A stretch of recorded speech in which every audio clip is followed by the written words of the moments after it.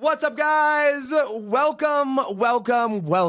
We are live. Welcome to episode 1 of the Josh Forti Effect. And guys, here's the deal.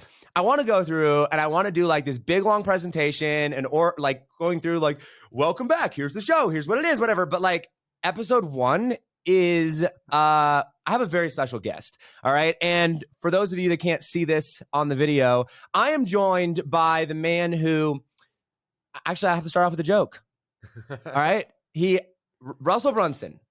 I get called a Russell Brunson fanboy a lot. And it's funny because they say that as an insult, right? And I go, if that's what you're going to insult me about, then I will take the insult, because there is one man who has changed my life, changed my business, and who I'm so ridiculously honored to have on the show today, Mr. Russell Brunson. Thank you, man, for coming on the show for episode 1 of the new podcast. Oh, man, no worries. I'm excited to be here, and it's been such a pleasure watching you over the last, I don't even know now, 4 or 5 years, and seeing your growth and evolution. And so proud to be here, excited to be here, and excited for you, dude. This is the beginning of the new chapter in your life, which is so exciting. Yeah, dude, it's crazy. The last, man, really, I mean, we've been trying to get the trademark for the last podcast for 2 years now. Mm-hmm. And so this has been, after we kind of learned about having to shut it down and everything like that, it's been the last 6 months has been one of the most I don't know, I don't even know if the word's confusing, mm-hmm. but it's just you ever I mean, I'm sure you have, but you sit in your office and you stare at the wall, or you lay on the floor and you stare at the ceiling, and you're just what do I do next? Yeah. Right? What is the next? I felt that lasted for 10 decades, man, of just sitting there in the office and trying to go through. But I'm super, super excited about this. The Josh Forti Effect, though, I want to start off with something that is breaking basically every rule of branding and marketing and certainty and everything like that. I want to open up by saying this podcast is a podcast designed to make you smart. But here's the thing, Russell, and I want to ask you this right off the bat here. My brain, I do some feedback, customer feedback, right? Go back to my ideal listener and talk to them. And I asked Brad Gibb and I asked a lot of my students, and I went back and with the tagline of, hey, it's the Josh Forti Effect. It's a podcast designed to make you smart. And half of them freaked out and they were this is amazing. I freaking love it. I want to be smart. Brad Gibb is over there. He's the smartest person I know, right? He's freaking nerd of nerds. And he's I want to be smart. This is amazing, right? And then the other half of the people I got, they're well, I don't know. Smart is I don't know. It should be smarter, right? It should be. And so they want to put an ER at the end of it. And so my expert secrets brain, right? I have it right here. I read it basically every day, right? Is you can't it's an improvement offer. You can't. It's an improvement offer, right? So here's my question to you, Russell. I have a podcast, and this podcast is really designed, and we'll kind of get into the origin story here in a little bit, but it's designed to make people smart. And it, because I went through and I went through all my values, and I sat down and was what are the words that best describe me? What are the best words that best describe what I'm trying to help people do, right? Mm-hmm. And the number one word that I came back to is freedom. But I didn't really want to have a freedom podcast for many reasons. It's kind of really, really hard to sell freedom, right? So we can talk about it and that is. But the second thing that always came back, and I feel it's the one thing that universally pretty much everybody can control, is anybody can learn to be smart, right? And we'll get into that more. But so for me, I'm going to go and I'm going to talk to super smart people, talk to experts, right? Go out there and surround myself with people that are way smarter than me to become smart, and everybody can come along on the journey. And so for me, it's we're going to go be smart together. So here's my question to you. Should we call it smart? Podcast designed to make you smart or smarter? See, it's so fascinating because, as you know, we are talking about, if there's ER, it's an improvement offer, but smart seems finite. I'm either smart or not smart. And then I'm smart. I'm sweet, I'm smart. Can I stop listening now? Or do I need smart in different areas? Or smarter is for me, it's eternal progression. I always want to keep getting better and better and better and smarter.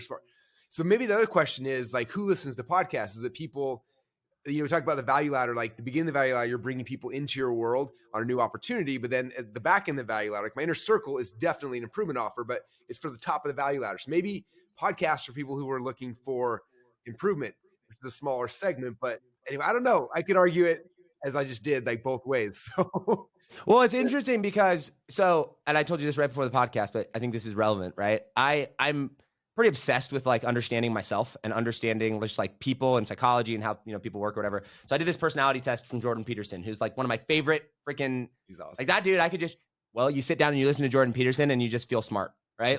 You just do, right? And so I take this personality test, and I'm watching this course by him, and he's got this thing called the Big Five, right? It's the Big Five personality traits that they go through and measure, and then each one of them has 2 categories, right? And that's what makes it up.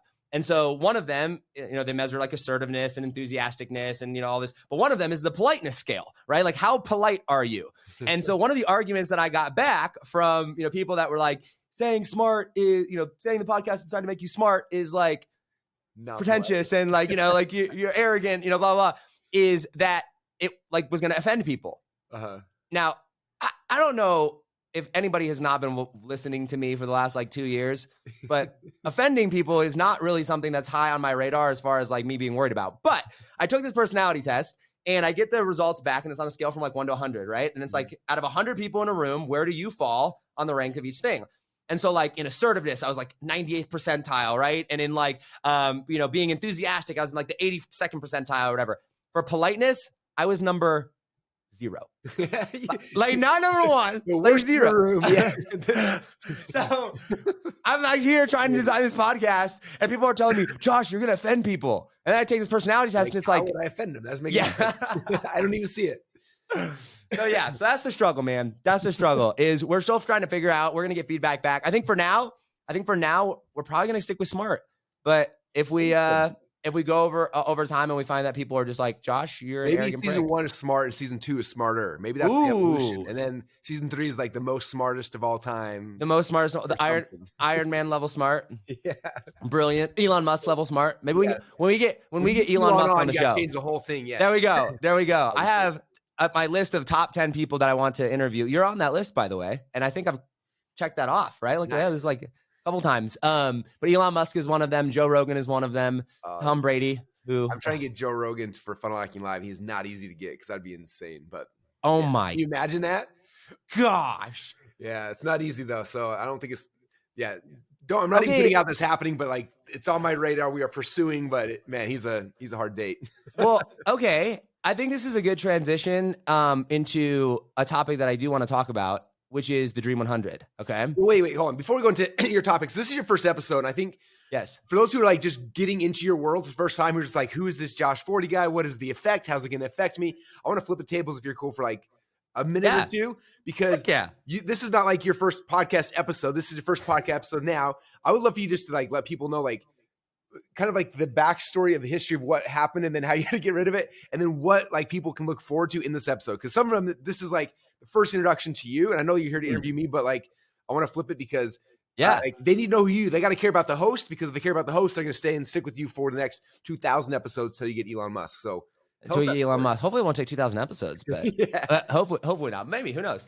All right. Yeah. Well, I appreciate it. So, I'll kind of tell the origin story or the kind of the backstory about how this particular podcast came about. But like, I got to back up because obviously this journey did not start here. Right. So gosh, back in beginning of 2019.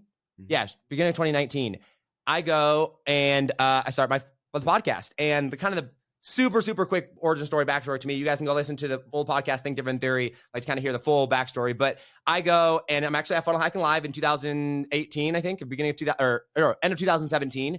And I'm sitting in it was like the second or third row next to Steve Larson, and Colton was there and a couple other people. And I'm sitting there watching Allison Prince speak, right? And I love Allison, right? We've had her on the show. She's amazing. But at the time, I didn't know Allison. And all I see is Allison up there on stage being like, I'm making millions of dollars and I'm working like 2 hours a day and my kids are rich and I'm rich and everything is wonderful. And I'm like, at the time in my business, working like 80 hours a week, right? And like throwing my head against the wall, like trying to make it all work, and just cannot figure out like how she's making so much money, right? And so I remember sitting there, and I'm just like, screw you, lady. Like who the frick, right? Like this. And so I end up go home, and I was making great money at the time, but it was like making great money and keeping great money are two different things, right? And so I kind of had this crash cycle, and I cancel all these clients. I refund tens of thousands of dollars, and I spend like the next like 9 months going and studying mindset. And that out of that was born Think Different Theory, which was the kind of this whole podcast that was designed to make people think, designed to make people think differently about life, because I felt like mindset was kind of this thing of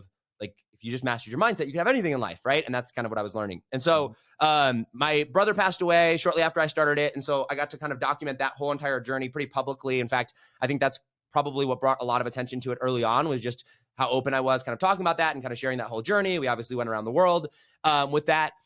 But through that entire process, like I just became like so ridiculously obsessed with the mind, right? And like human potential and how the mind worked, and like how to reprogram the mind, and how your brain is like literally like this computer program that you can like program, right? And like you can rewrite the software inside of your mind to kind of basically become whoever you want to become and do this. And so through the process, I hire Katie Richardson, who is my mindset coach for a year and a half. And like just, I mean, completely, I mean, like you level changing my life, right? I mean, like I worked with her very, very closely and like studied all this about the mind.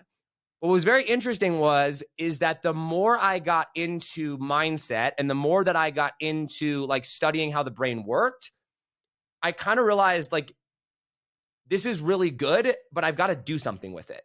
Because like, if you actually want the benefit of the mind, you actually have to go out and like do it, right? Like you have to take action. It's not just about understanding it conceptually, right? Yeah. And so I would go out and I didn't really know what I wanted to do.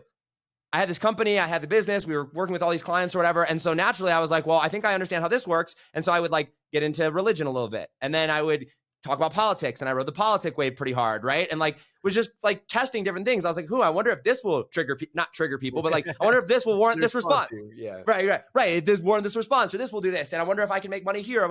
And so like I started like testing and going and doing all of these things. And it was interesting because my platform, the podcast, gave me the ability to go test all these different things and try all these different things. But the issue is that as I went further and further down that road, like, yes, I got to understand mindset way better and I got to understand myself way better. But like I caused a ton of confusion in my brand, right? Because people are like, wait, are you the business guy? Or are you like the political guy? Are you the Trump dude? Are you the religious dude? Like, who are you? Anymore. Right? But like people loved watching me, right? Because it was so fascinating, right? And I would get messages all the time that are like, we don't even know what you do, but like, you're so fascinating. Like, keep it up, man. Like, and I'm like, cool, that's great. But like when it comes to like trying to be an expert, when I'm trying to build a movement, something long-term, something sustainable, and really for me, like make the lives of those around me better, like that doesn't really do that, right? And so here I was, and I felt like without trying to be like super arrogant in any way, shape, or form, but like I felt like I had a lot of these really cool talents and things that I was figuring out, right? But I felt like I wasn't using them to the potential that they should be used, right? Like there wasn't a clear direction of what I was doing with it, right? And so what's interesting is this entire time we're trying to get the trademark for Think Different Theory because, well, I poured my heart and soul into this brand for like 3 years, right? And so I go and like this desire of mine is I'm trying to become the best I can. I want others to become the best I can. And so Think Different Theory is supposed to be the thing that did that. And so we filed for the trademark, which I don't know if you know this story, but like we filed for the trademark like almost 2 years ago. Oh, wow. And we get all the way down to the very last day. Like it was the next day we were supposed to have the trademark and Apple files for an extension. And it's like, hey, like we think you're infringing on our trademark. Another like 6 months goes by and we get down to, I think in the last like day or two when we're supposed to be approved again, Apple still hasn't done anything. And then they file for another extension. And I'm like, what the frick? But of course it's Apple. They get special treatment. They can do whatever the frick they want, right? And so we go, and then in end of quarter three of last year, that's when I get the email back. And it was basically like, hey, like you lost your appeal. Like Apple's basically like, you got to shut the whole thing down and we're going to sue you. And like, what? Like, I mean, I don't know. Like I'm about to be 28, right? I'll be 28 when this drops. Like I'm a 27-year-old kid this time, just trying to go out there and have an iPhone. Like I'm a fan. Right. Like I'm a massive fan. Like I make fun of people that have an Android. Right. But at that moment, like there was this moment of like just so stuck, such crippling, like just what next? Right. Like what do you do when you just sit there at the wall and you're staring at the wall and you like pace back and forth and you don't want to sign any more clients and you don't want to put it on another product because you don't know. Right. Like you don't know what the next step is. You don't know where it is that you're going. And like that really, really messed with me. It's right? fascinating if you think about it, because especially you, but I think entrepreneurs as a whole, like we thrive off of certainty. So you had certainty. When you had it, you were able to to move and execute and all these kind of things. And as soon as like your foundation, the certainty moved, it like crippled you. Right. Yeah. It's interesting. I think some people don't understand that, where they're like, like they lose their certainty and then everything falls apart. It's like if you don't have that baseline certainty, like it's hard to go and do all the other things. So I'm curious, how long were you in that spot where you're like uncertain before you're able to like plant your flag and then feel comfortable going back in? Yeah, it was like 2 months, yeah. But like not 2 months of it being a little affected, like 2 months of my entire life being on hold. Identity crisis, yeah. Like for real though, right? I had gotten married earlier in 2021. I married freaking, shout out Leah. She's down in Florida right now and doing her yoga stuff, but like she's amazing. I love her to death.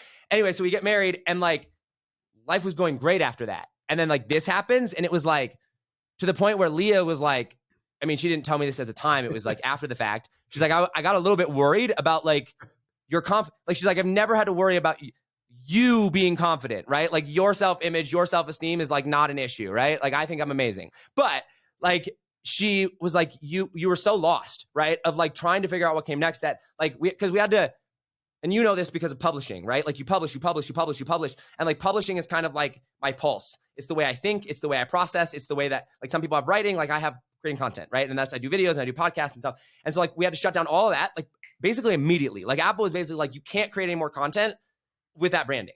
And so like my podcast stops, and like that's my thinking mechanism. Yeah. And like I'm sitting around there and not signing any clients, and not trying to figure out what's next, and just going back to like the mindset thing of like, okay, like what do I know about myself? And coming back to Katie Richardson, my the mindset coach, I pay her $60,000 a year, right? The very first question she asked me when I came to her with business problems and with life problems and all this stuff, the very first question she asked me was like, who are you? Right? And I was like, I couldn't answer that question. Right. And so I went through this whole entire process of sitting down and making out this list of, okay, like what are my values? Like what are the things that I believe? What are the things that I know to be true? What are the things that are important to me? What are the things that I'm trying to do? And like, it all came back to freedom and being smart. Like freedom was the number one thing. I'm like, don't tell me what to do. Don't tell me how to do it. Like that is my decision, not yours. Right. I don't care if it's in the government, in money, in whatever. Right. And then the second was, I really, really, really valued being smart. Because in this entire process, in this entire journey of studying the mindset, I felt like your ability to be smart is like the one thing that universally anybody can control, right? Like you can't choose your siblings or your parents or your social status, where you're born. You can't choose your gender. You can't do. But what you can choose is you can choose how smart you're going to be, right? And you can go out there and you can study and you can learn. And so as I sat down and I was going through, I wrote this in an email that kind of went out, and I had this moment of, I'll never forget it. And it's way deeper than what I'm going to share publicly, but like I was out on a walk, I was praying, I was, asking God like for clarity or what next. And there was that moment of like this audible voice of, I was out there's this pond over here, this beautiful area, walking area. It was like this audible voice of like, you must die. I must live. And this isn't about you. Right. Like, and it was like, wow. Right. And then I go home, and this is the craziest thing ever. I open up a YouTube and I start watching videos, and a video of yours popped up.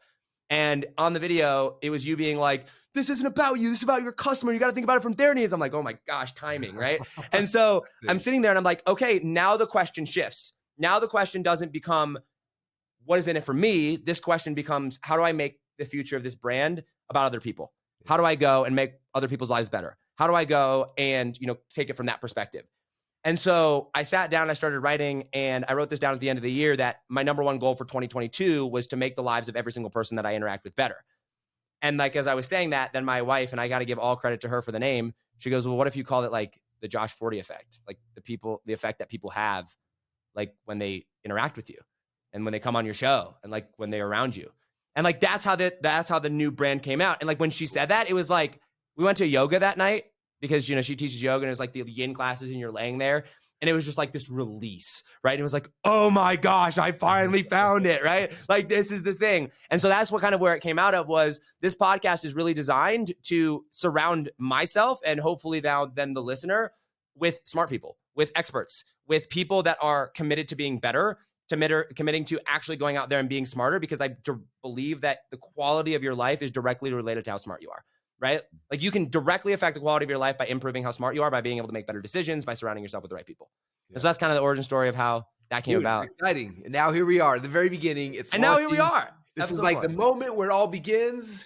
The seeds being planted. It's going to be amazing to see what grows from the next couple of years. I'm pumped, man. Yeah. And I'm really excited about it. And it'll be super fun to kind of get back into the swing of things. And this is probably the definition of just like I know I've launched tons of episodes, content before, and done launches and had clients and everything like that. But like, this is just kind of one that I was just like, okay, I've got it. Let's launch. Let's go. Right. And we're not doing a massive, we're not doing like a massive launch on it. We're doing it much more evergreen, and we're putting it out. We're promoting it. We're running ads to it and whatever. And so it's like way less hypey. Right. It's like, we want quality people. We want people that are here to like commit. We want people that are going to be here to like, be like, no, I'm an expert. Like, I'm committed to being smart. And we're really, really focused on that. And then from that, and what's funny is from that, then that's when I learned kind of my new opportunity with Master Stories, and we'll talk more about that later. But we got, it's like the coolest thing in the entire world, because it's the story. You back in certainty is awesome, because now you can change the world again. It's gonna be so much fun. It's gonna be so much fun. Okay, I have a question for you though. I wanna come back to the topic of the Dream 100. Okay. If that's cool. for You sure. got any more? We're good. You Okay. got All me. right. Whatever you want. All right, cool. So I want to go back to Dream 100 with Joe Rogan because, you know, you're talking about trying to get Joe Rogan, and the Dream 100 is, I don't know, it's interesting because I didn't know that it was called the Dream 100 like when I first started doing it, right? Like reaching out and trying to get people's attention or whatever. And then I started Dream 100ing you, and it started with Steve Larson, and then kind of eventually. But I want to ask a question that has probably been asked to me. I'm not even kidding, at least 100 times by my audience, but I've never had the opportunity to ask you this question in this context, which is, I want to know, like, what was it like being Dream 100 by me? Like, what's the other side of that story? When did you start to notice what worked, what didn't work? Interesting. Yeah, that's fascinating. So I think like the interaction. So a couple things for me is like you kept showing up like in different platforms, right? Like I saw you online, and you're not quite online, so it's easy to see pop up more than once. And you start recognizing like a face with a personality. And then I remember seeing you, like you show up to events. So I see you in the audience, you know, 3 rows back, 5 rows back. And then the time, honestly, the first time I was like, that guy's awesome was at 10X Miami. I was on stage, and those who don't know, so I was speaking at Grant Cardone's event. There's like, I don't know, 35,000 people in the Mariners baseball stadium, right? And so there's like fans up at the bottom, and there's like the people on the ground floor. And I remember you were like running up and down the aisles or something while I was speaking. Do you remember this or no? Maybe this is. I mean, I run up and down aisles a lot. Yeah, but So you're like coming up the aisles. I remember seeing, because I was speaking, and I looked out and I saw you in the aisles, and you like looked so excited and so happy. And I was like, I see this guy everywhere. He's in my world. He's like connecting everywhere. But like, look how like he's here, and he's anyway. Like that was the time I was just like, huh. And then that was the connection point where it shifted from like just being aware to like, huh. I want to get to know this person better. I think shortly after that, so your brother passed away, and so I kind of, you know, I was very aware of you at that point. I saw that and like watched you kind of go through that journey. And then I remember, I can't remember where it was at, but I remember one time you asked me, do you remember this? You asked me like, what, like if I give you any gift or anything. oh yeah, it was Steve Larson's Offer Lab. That's where it was at. Yeah, or Offer Mine, I'm sorry. In Boise. It was like about an elevator, you're getting an elevator, something. I remember it was like this moment where it's like everything's about to like, in my head, it's like everything's closing, and you're like, if I can give anything in the world, what would it be? And I was like, old books. And then like, boom, it literally, the elevator door closes. You're standing there with Dave. You walk out, and I'm like, okay, this is my chance, because I saw you speak, and then you were in the back of the room talking. I think you're talking to Brad. And like, I didn't know Brad well enough at the time just to like walk up and be like, sup, Brad, sup, Russell, right? And so like, as you're walking out, I'm like, this is my chance. I run over there, and like Dave Woodward is standing right next to you. And like, for those of you that don't know Dave, like, Dave is like the nicest human being you'll ever meet. But like, he's also like, I feel like super protective. People say he's the nicest mean guy ever. Right, exactly. Right. And so like I run up to it, and like you can like just tell Dave was on alert, and he was like pushing you into the like hitting the elevator button and trying to get you in there, right? Because I'm like this predator, like running up, like right. And I'm just like, Russell, I know like you get asked a million times. I'm not trying to sell you anything. I'm not trying to pitch you anything. I'm like, I just need to know. I'm trying to Dream 100 you. I just told you straight up. I'm like, I'm trying to Dream 100 you. Like, what's a gift that I can get you, right? Like, what are you interested in? And the only thing you come up with is literally you're standing on the elevator, and the doors like come to go shut, and you're like, old books. I'm like, all right. And like, ding, and the elevator door shut. And like, that was it. And next thing I know, I get a 1920 Book of Mormon, which again, I have a huge Book of Mormon collection. I have a bunch of first editions, other editions. And you gave me a very rare 1920s Book of Mormon, which was super cool, and showed up, and I have it on my shelf, and I know exactly where it's at. And that was, yeah, you listened, you paid attention versus, you know, some people who Dream 100 and they don't pay attention. You know, like they just send you something random. Like I've had people send me, I've had a lot of people send me alcohol, things like that, which is like nice, I guess, but I've never drank it in my entire life. So I get this big old thing of, and it's like beautiful and expensive. The bottle's amazing. I'm like, I don't even know what to do with this. I don't even know. I have no context if this is a value or not. So I'm always like to people in the office that I'm like, does anyone want this? They're all freaking out. I'm like, oh yeah, like, like thanks. I don't even know what this is. Like, but like it's understanding who your audience, like who you're going after, right? Like when I was going to Dream 100 Tony Robbins the first time I had the connection, got to meet him. I was like, hey, I need to like solidify this relationship somehow in my head. And it was at UPW. So I'd gone to his event. He took me backstage. I had a chance to eat dinner with him and talk. And like at UPW, he talks about how like the military tried to hire him and he was too busy. And so, but they like let him fly a Black Hawk helicopter. So like, that's why he decided to do it. I'm like, how do I compete with the U.S. military to impress Tony Robbins? I'm like, I got to think of something. And I remembered when I talked to him, one of the first things he asked me, he's like, so you started this with a potato gun, huh? And that was just like in passing. So I was like, okay, he knows the potato gun story. How do I we've had this introduction. I need to like solidify so he'll never forget me ever. And so I went and got the potato gun that we built on the How to Make Potato Gun DVD, and I figured out where he has a summer home in Sun Valley, Idaho. And so I was like, because if you shoot potato gun in California, where he lived at the time, I'm like, I don't know, maybe we get arrested. I don't know, but Idaho, like we love this kind of thing. And so I found out where he lived, or it's kind of creepy, but I found out how to get. I didn't find out where he lived. I found out how to get this to the home that he lives in Idaho. I found out when he was going to be there, so we had it shipped there.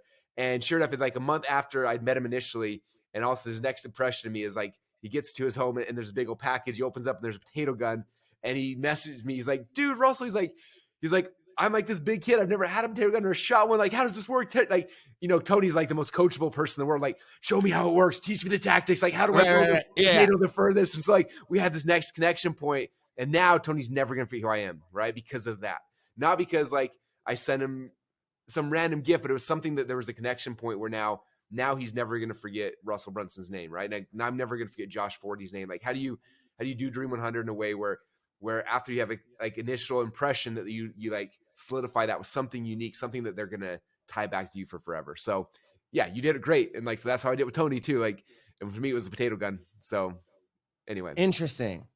Yeah. Well, and I think I think you probably just answered the question there, but like, what's the number one mistake that people make when Dream 100ing? Dude, it comes down to exactly what you talked about earlier with like, it's not about you, it's about the customer. So most of the time Dream 100 and it's about them. Like, let me send you my product. Let me send you my thing. Let me tell you more about me. It's like, no. Like, in fact, I think it was, I can't remember who it was. It was Inner Circle. It might've been Rachel Peterson, but I might be wrong. Shout out Rachel. Yeah. Anyway, Rachel's amazing no matter what, but it may not have on her. But what they would do is they would go to the person's Amazon page, and like a lot of people have like their wish list and like stuff they wish they do, or they like, and so they'd go and like actually send Dream 100 stuff and things that are on their Amazon. Like, so what do they actually want? Like, what are they looking forward to? As opposed to like, what do I want to send them? So they know me. It's like, no, what do they actually want? Like, what are they looking forward to? Like for me, it's actually really fascinating. Like, you sent me that book. Some people know I've actually, I don't know if you even know the level of my insanity, but over the last 4 months, I've bought conservatively at least 3,000 old books off eBay. It drives my team nuts because there's 30 to 40 packages a day that show up here, but they're all like old personal development books from the 1850s to the 1950s, like that era. And somebody saw me do something, and this week they hand delivered to my office this book, and it was crazy because it was like, hey, I never heard of the book. It's like, hey, this book is written by so and so, who was the person who met so and so, who met Jim Rohn, who met Tony Robbins, who met you, and like it was this whole genealogy, and like they'd thought through it enough. Wow. Like, here's a unique thing. Like, so much so that I texted the person personally on my personal cell phone, like, this is the coolest gift ever. Like, where like, again, most things don't get through it because it's not personal enough. And anyway, so just, it's putting in the extra effort that most people are like, build Dream 100 list and mass spam them out stuff. Like, no, it's actually building a relationship and actually building connection. Yeah, that's super interesting. So I want to take this one step further here. I'm being selfish. I really am. But I want to know the progression because I keep getting these questions of like, how'd you get Russell to invite you here? Or that? So I remember when you agreed to do the Atlas Shrugged podcast, which I totally get the Atlas Shrugged part, right? You're geeking out about Atlas Shrugged. You want to do that. But like for you to commit to a 3.5 hour long podcast about something that was not marketing related, like I had people from your team, from ClickFunnels reaching out that are like, how? Like that does not happen. Like first off, it's not even a marketing topic, but secondly, it's 3.5 hours, right? Like we went for so long there, and like it blew so many people's minds. And like me, I just was like, I have no idea. I sent him a Book of Mormon and like tagged him a bunch of stuff. I don't know, interviewed people and defended ClickFunnels. I don't know, like, I don't know, but like, why? Why did you agree to do that podcast? So it's a combination of a lot of things. Number one is what you said, like you've been a fan, you've been a defender, you've been like, so like I noticed those kind of things, right? Like, because my brand and my company is an extension of me. Like, it's funny because a lot of people, it's like, oh, there's like their work and then there's them. For me, it's not like my mission and my work is one. So like when someone defends like ClickFunnels or our editor or whatever, like they're defending me. So like I notice those things. I don't post a lot on social media, but I'm very active watching and so like I know like anyway, I won't go into it. But there's someone who said something about something else who I had a relationship with who I thought we were cool, and they said something not mean, but I was just like, all right, well, you've been cut off anyway. Just kidding. But so those things. But then also, it's like you took interest in something that I was interested in, right? Like I talked about Atlas Shrugged for like 6 months. I'm freaking out, and most of the people in our world are like, didn't say anything, or they're like, oh, that book's really big, or like, oh, and like where you were the opposite, where you're like, I'm gonna read the book too, and you dove and you read the book, and then you're like, oh, this and this and this, and also I was like, oh my gosh, there's someone who I can like have a mentally stimulating conversation with about a topic that I'm passionate about in the moment right now, right? Where it's hard because what I found is most people, first off, weren't willing to read the book. Number two, like they didn't get it, or like whatever, but like you were willing to read the book, have questions, and it was mentally stimulated in a topic in a time that I was like, I want to go deeper on this. And so like, I want to do this, and I'm willing to fly to you and da. And I was like, okay, this is different. This is cool. And I'm very big about creating experiences. Like half the reason why I'm buying all these books is because I'm trying to create a library to build experiences so entrepreneurs and people can come into a world and like experience this amazing thing, right? Funnel Hacking Live I created because I want to experience like our 2 Comma Club X mastermind in Mexico we're doing in like a month and a half. Is like I'm creating an experience. Like I could just go and at that event speak during the middle of the day, but I do a midnight mastermind. We go from midnight to like 4 a.m. because it's a different experience. I'm always looking for like experiential things, right? So you were able to create an experience for me, for my team, for my people that was different. It wasn't just like, hey, let's jump on and do an interview, which is cool. But you're like, I will fly to Boise, we'll film this thing, we'll go deep. And we had to do it at weird hours because like I'm weird. I got my kids during the day. So like you were willing to go late, and like we created a really cool experience. The experience was cool for me, probably cool for you, and cool for people who tapped into it. And so it's just, like all those things. I mean, who of all the people like I've been talking about Atlas Shrugged for now 2 years, and I don't think there's a single person in my office who's read it.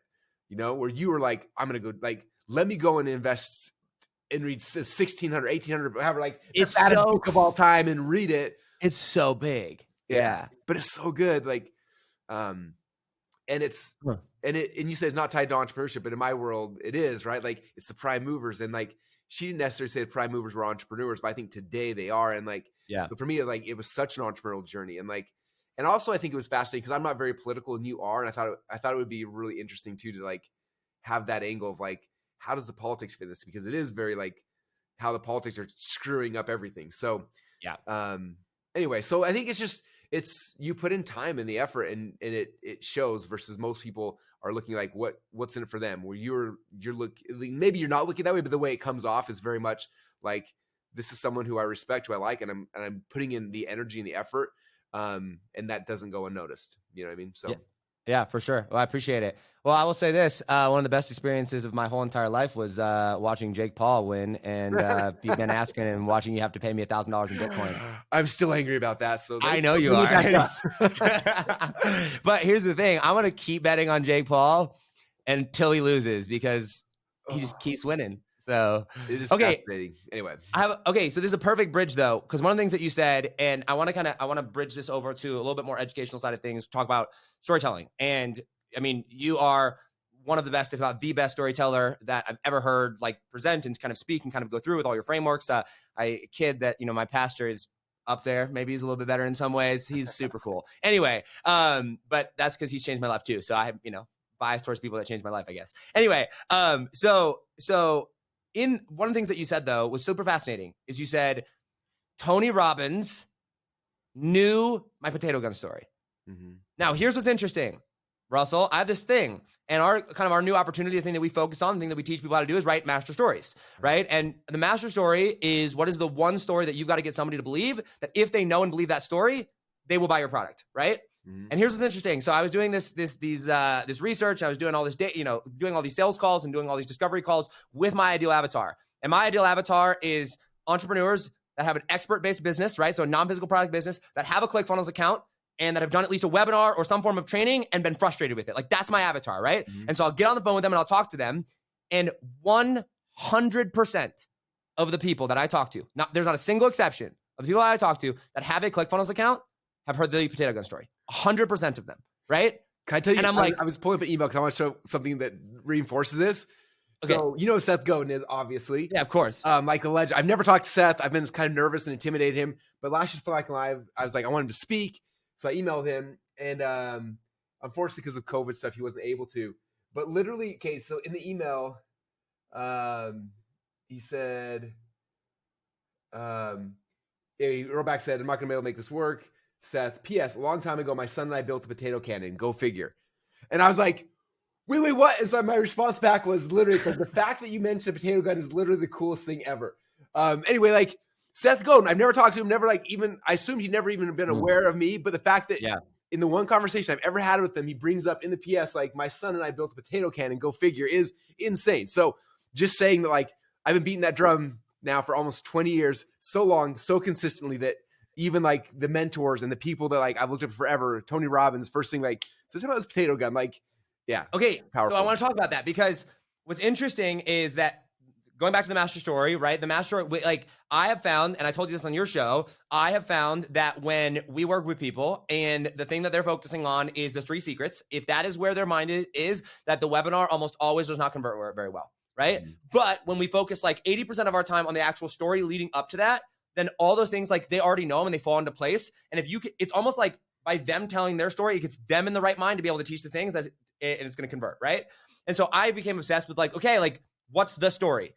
Not what's the 50 stories, not what's the 30 stories, like what's the story? That like if I just tell this story over and over and over again, and you said something one time that was very fascinating, I think it's in Expert Secrets too, that's probably why I've heard it so many times, is like inside of a story, like you're going to use the exact same framework where the story is 3 hours, 30 minutes to 30 seconds, right? It's the same process. And so I was like, okay, cool. Well, then there's got to be a format. There's got to be a formula that's like, if you have this story in place, right? Like if you follow these principles, you're going to be able to get this master story, right? Here's the most fascinating part, because I want you to talk about the importance of the story and the importance of, first off, the importance of the story, but secondly, like how much the story matters compared to the avatar that you're speaking to. Because I watched you go through 100% of the people that have a ClickFunnels account, like that I've talked to, they're like, yeah, I know the potato gun story, Russell's amazing, bro, all that stuff, whatever, right? And I'm like, cool. Did you know that Russell Brunson got on stage at the 10X Growth Con, sold $3.2 million worth of product, and did not use the potato gun story? And they're like, what? No, he didn't. Like, yeah, he totally did. He used it every single time. I'm like, no, he didn't. I've watched the presentation like 10 times. I know, right? And they're like, well, why not? And I'm like, well, because it was a different customer, right? And like when I shared that piece with people, like it blows their mind. They're like, oh my gosh, the story that you tell is dependent upon the customer, right? And so I want you to go, because like, here's the master story, which I've like freaking geeked out about. I've literally rearranged my entire company to where we have literally one product, and the one product is a workshop with me to teach people how to do master stories, right? It's what we did for Catherine Jones. It's what we did for Brad Gibbon Cashflow Tactics. It's what we did for, Damon Burton and the Axe Brothers, and like everybody, right? This is what we do, is we write these master stories. But like, talk to us, like, why is the master story so important, or the story so important? And like, how does it change based on the customer that you talk to? Yeah. So, and to caveat this too, for most of you guys, just so you are fully aware, you will tell your story so much that you grow to hate it, but your audience still loves it. Most of us will stop telling it because we're like, and I'm saying it every time, I'm like, potato gun story. If I tell this again, I want to stab myself in the eye. But like you have to keep ringing the bell because you get tired of your marketing way before your audience ever does. I learned from Nat Kennedy. He's like, people like try to make the new ad and a new thing. It's like, it's still working. Like your audience, like you get tired of it way before your audience. So you have to like understand that going into it. Cause again, I'm 20 years in telling this story, and like every time I'm just like, oh, here we go. But it's important. So the story, and this ties back to why, like how we craft it differently for each avatar as well, because the goal of the story, there's a lot of things for it, right? But number one is like to build that initial rapport, right? Nobody's going to buy from you unless they have rapport. Like if they don't believe you, trust you, like, know you, like they don't have that connection, they're not going to buy from you. So the first thing we have to do with any situation is build rapport, right? And this is true, like if you're doing a podcast interview, if you're doing a sales call, if you're doing a webinar, if you're doing a like any format where you're interacting with another human, like you have to figure out how to build rapport with them quickly. And the faster you build rapport, the more likely is something's going to happen. And so like, that's the first part I'm thinking, is like, what is the story that's going to build that initial rapport? Because if I'm using it in the perfect webinar, it's the first 15 minutes of my presentation, right? Like this is where they're going to decide if they're going to buy from me or not, subconsciously, before they ever get deep, right? Because subconsciously, and I've been obsessed, I'm working on my next book, and like been obsessed with like conscious versus subconscious mind, understanding the connections and things like that, because most of these things aren't happening consciously, they're happening subconsciously. Yep. Subconsciously, your mind's looking at all the things like, do I like them? Do I trust them? Like, what are they dressed like? What are they wearing? How do they speak? Do they speak too fast? Do like, are their eyes shifty? Are they looking at me? Are they looking away from me? Like, all the things are happening back here to try to decide, like, do I like this person? Do I trust this person? Right? And so like the master story is building rapport. And so that's why, like, when I was going the 10X stage, I'm walking into this room, right? And you have to understand that the 10X audience is different. And I luckily had spoken it the year before, so I knew what to expect. because a typical Russell Brunson seminar, people are showing up wearing t-shirts, flip-flops, funnel hacking swag, and it's like that's the culture of our tribe, right?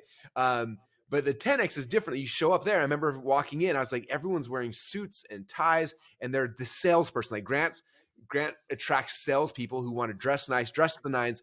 And so like when I got to that event, I had to dress a little bit differently because I needed a rapport. I didn't want them coming out like, who's this Slacker internet nerd? Like I got to dress in a way to build rapport because subconsciously they're looking at me. And if I'm not dressed at their level, they're saying this guy doesn't actually have money. He's not doing right. So subconscious mind's like doing all the stuff where initially is not happening, right?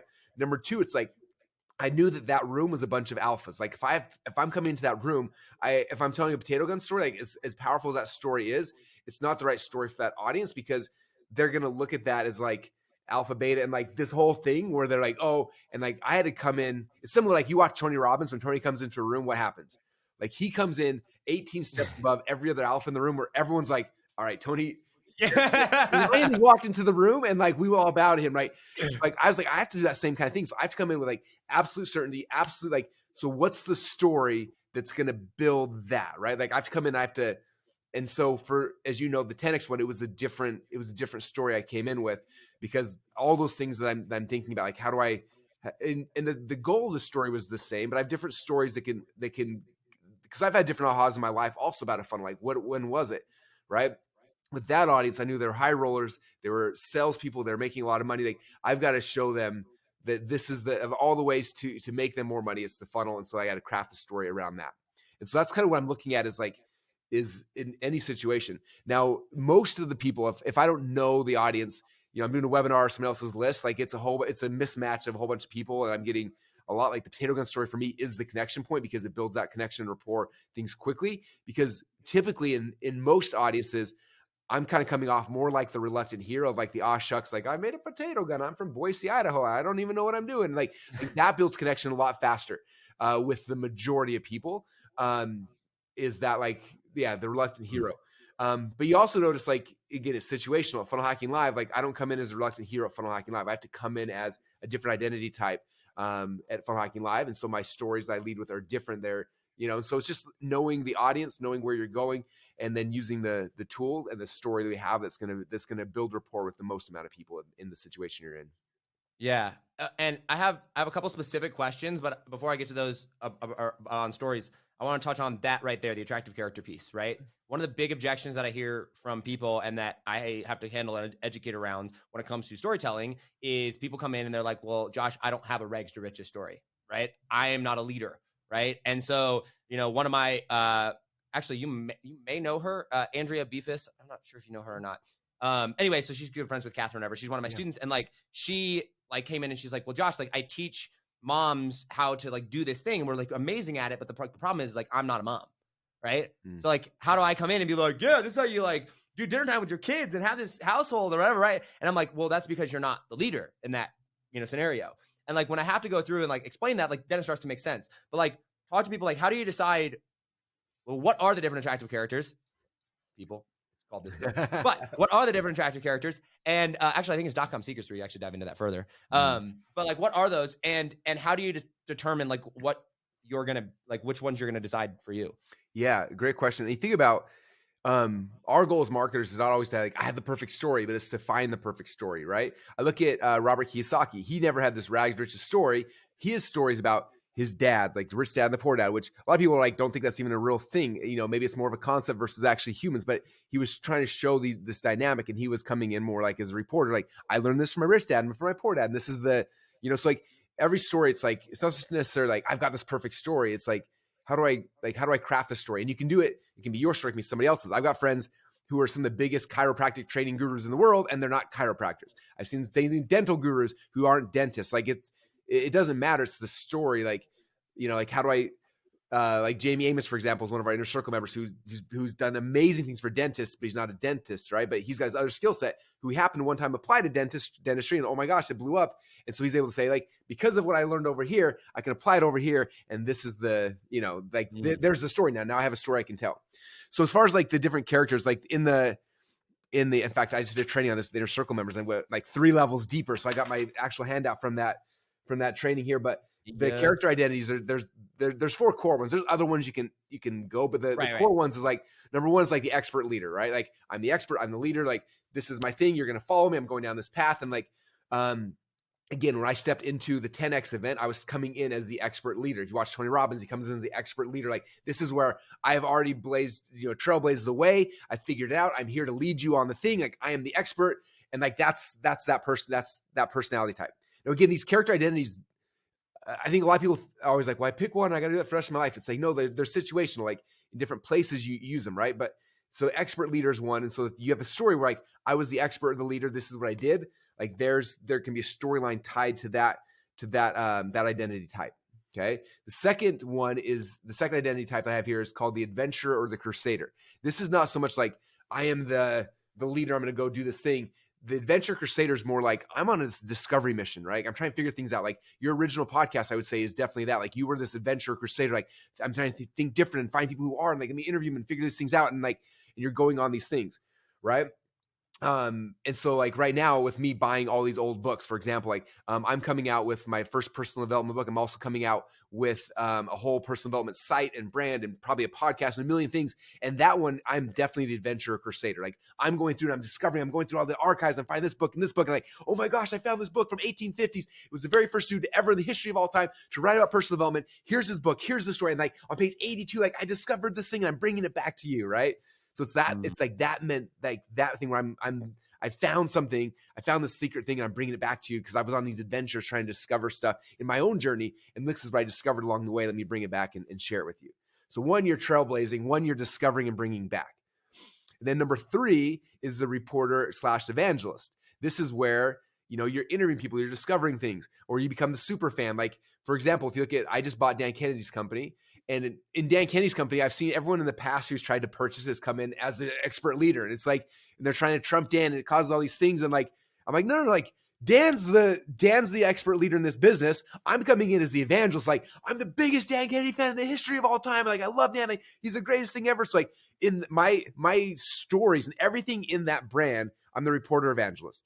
Right? Like I'm never trying to trump Dan because I don't want to, because he's Dan. And like, I've had people, it's been actually really interesting. I've had dozens of people message me on Instagram like, you're actually a better teacher than Dan. Like you make this more clear. Like you shouldn't be like bowing down to him. I'm like, no, you don't understand. Like this is the character identity I have to have for that company to blow up. And I love Dan. I respect him. Like he is the expert leader. I am the evangelist, but I don't have Dan out there leading as the expert leader anymore.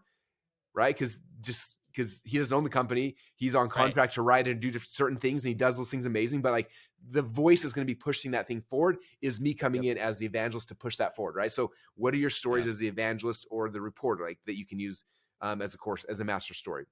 And then the last one is the reluctant hero. And this is me and my potato gun story, right? Like, I don't know, I just figured this thing out and it worked. And I was like, so excited. I got to tell other people about it, but like, I'm uncomfortable. I'm awkward. Like, I don't know how to talk. Like, it's funny. I used to listen to my early presentations and I didn't do this consciously, but like every time, like I would start, cause I don't feel like I have a Boise, Idaho accent, but I would tell a potato gun story. And like, literally I started talking like in this weird, like Boise, Idaho, like I'm an Idaho boy who's dumb. As I would tell this story, I'm like, how am I, like, it was just a weird thing that I didn't do consciously, but like every time I had noticed, I'm like, I talk differently when I start telling that story, but That's so funny. It's me coming in as a reluctant hero. Just like, I didn't go try to become a marketing guru. I was trying to make money for my wife and I, and like, I started making potato gun and it worked for a little bit, then it failed. And I started figuring out this thing called funnels. And it was so cool. And it started working for me. And I did it for another business. And then people kept asking me, I was like, well, I got to help. Like, this is what I'm doing. I started sharing it. And like, they were so excited. And like, but I don't feel comfortable here. Like I never wanted to be the expert, but I'm here today because I figured out this cool thing. I got to share it with you. And so those are the character identity. If you break them down, it's like number 1 is the expert / leader.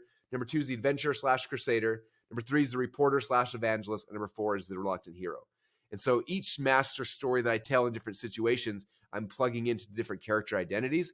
And so, yeah, hopefully that helps, because I think, again, a lot of people like, well, I signed up as a reluctant hero, so I can be that the rest of my life. It's like, no, if I show up to Funnel Hacking Live as a reluctant hero, everyone's leaving because I don't have enough certainty to drive that audience and that crowd for 4 days. I have to come in that situation as the expert leader, and vice versa. Yeah. And it's super interesting too, because like, I think some people, they're like, well, wait, if I switch, then like, I'm just a marketer. Then at that point, I'm not being honest. Like I can't sometimes be a leader, then sometimes be a reluctant hero or whatever. And it's like, but this Actually, I'm gonna ask you, how would you handle that objection of like, I can't be the same person, I can't be different people all the different times? Well, think about it, it's different. It's different. It's the timeline that somebody's bumping into you initially, right? If someone's first coming into my world and they bump into ClickFunnels and stuff like that, and if I come in like, whoa, like the expert leader, that may work for some audience. Like again, for Grant's audience, it worked really well. But for most people, when they first come in, I want them to know the Potato Gun story, because this is like where I was at in the journey, and this is where like I'm meeting them where they're at, right? Like if I come in as like, yeah, I was trying to, I VC back companies and like, you know, we built funnels. Like that's the story I told at 10X, right? Like if Fusionsoft got this much money, these guys, I came in instead, and I came in and like the mom who I'm trying to get to become a funnel hacker and like to build a funnel is not going to connect with the story about how funnels outsold, you know, VCs and all these kind of things, right? That's not going to, like, there's no connection there. Like the story I got to tell her is me as the reluctant hero of like, this is because it's true. It's not like I'm not being congruent. It was true at a time in my life, but that's the time in life that they're bumping into me. Like I gotta meet them where they're at and bring them along the way, right? Same thing. Like it's true. Like I am the biggest Dan Kennedy evangelist on the planet. It's not disingenuous. It's not true. It is very true. And so I'm just leaning into that as I'm, you know, if you look at the sales video for how we launched, like I'm leaning into like, he was my guru. He's who I learned from. Like, and these are the things we're bringing back from the dead because like, you know, because I'm able to do this. And so it's not like you're fake. It's just meeting people where they're at with a story that telling a different story. It makes sense for them. Telling a different part of your own journey. Yeah. Okay. Side note, I know you know how you bought Dan Kennedy's company and you're geeking out about it or whatever. Yeah. You are literally, I don't care how old you get, I don't care whatever, you are not allowed to sell the Seekers Trilogy to anybody else but me if you ever sell that. All right. I'm hoping that someday somebody buys my. In fact, it's funny. I have this idea because you know Elon. Actually, I don't know. Elon like open sourced his intellectual property, right? Which is why he became the richest man in the world. So it's interesting because right now the reason why I'm buying all these old books between 1850s and 1950s is because most of those books are in the public domain, which means I can republish them. I can do things with them. Like I can extend these messages where things like in the 60s, 70s, 80s, 90s, like are copyrighted and I can't. Therefore, I'm not able to bring those things back from the dead unless I go and negotiate the copyright. So my secret evil motivation is to build this whole like life work. And before I die is to somehow figure out how like put it in the public domain. Like everything I've worked on, you guys can all take it and run with it because I want someone like me 200 years from now on eBay buying my old crap, like, and like try to sell it, republish it and like building on it because like that's how things are continuing to grow. Like I'm able to build off Napoleon Hill. The reason everyone here knows who Napoleon Hill is because most of his products, most of what he wrote is in the public domain. So tons of other people can build upon it and grow upon it versus other people who like the copyrights keep them from growing. So they become like their legacy dies, which is kind of fascinating. So yes, I would love for you to take on my legacy when I die, but hopefully we're both dying about the same age. Cause like, you know, you're not that much younger than me. I mean, I'm 28. How old are you? Yeah, I'm way older, but like I eat so healthy. I'm not 28 yet. By the time this episode drops, I'll be 20. My birthday's Tuesday, February 1st. Oh man, congrats! I'll be 28 years old. So I'm not. I guess I'm not that much. I'll be 42 in March. So there you go. All right, so 14-year gap. That's not terrible. I do think I'll probably outlive you though. So, I don't know. I think I'm gonna live forever, but we'll see.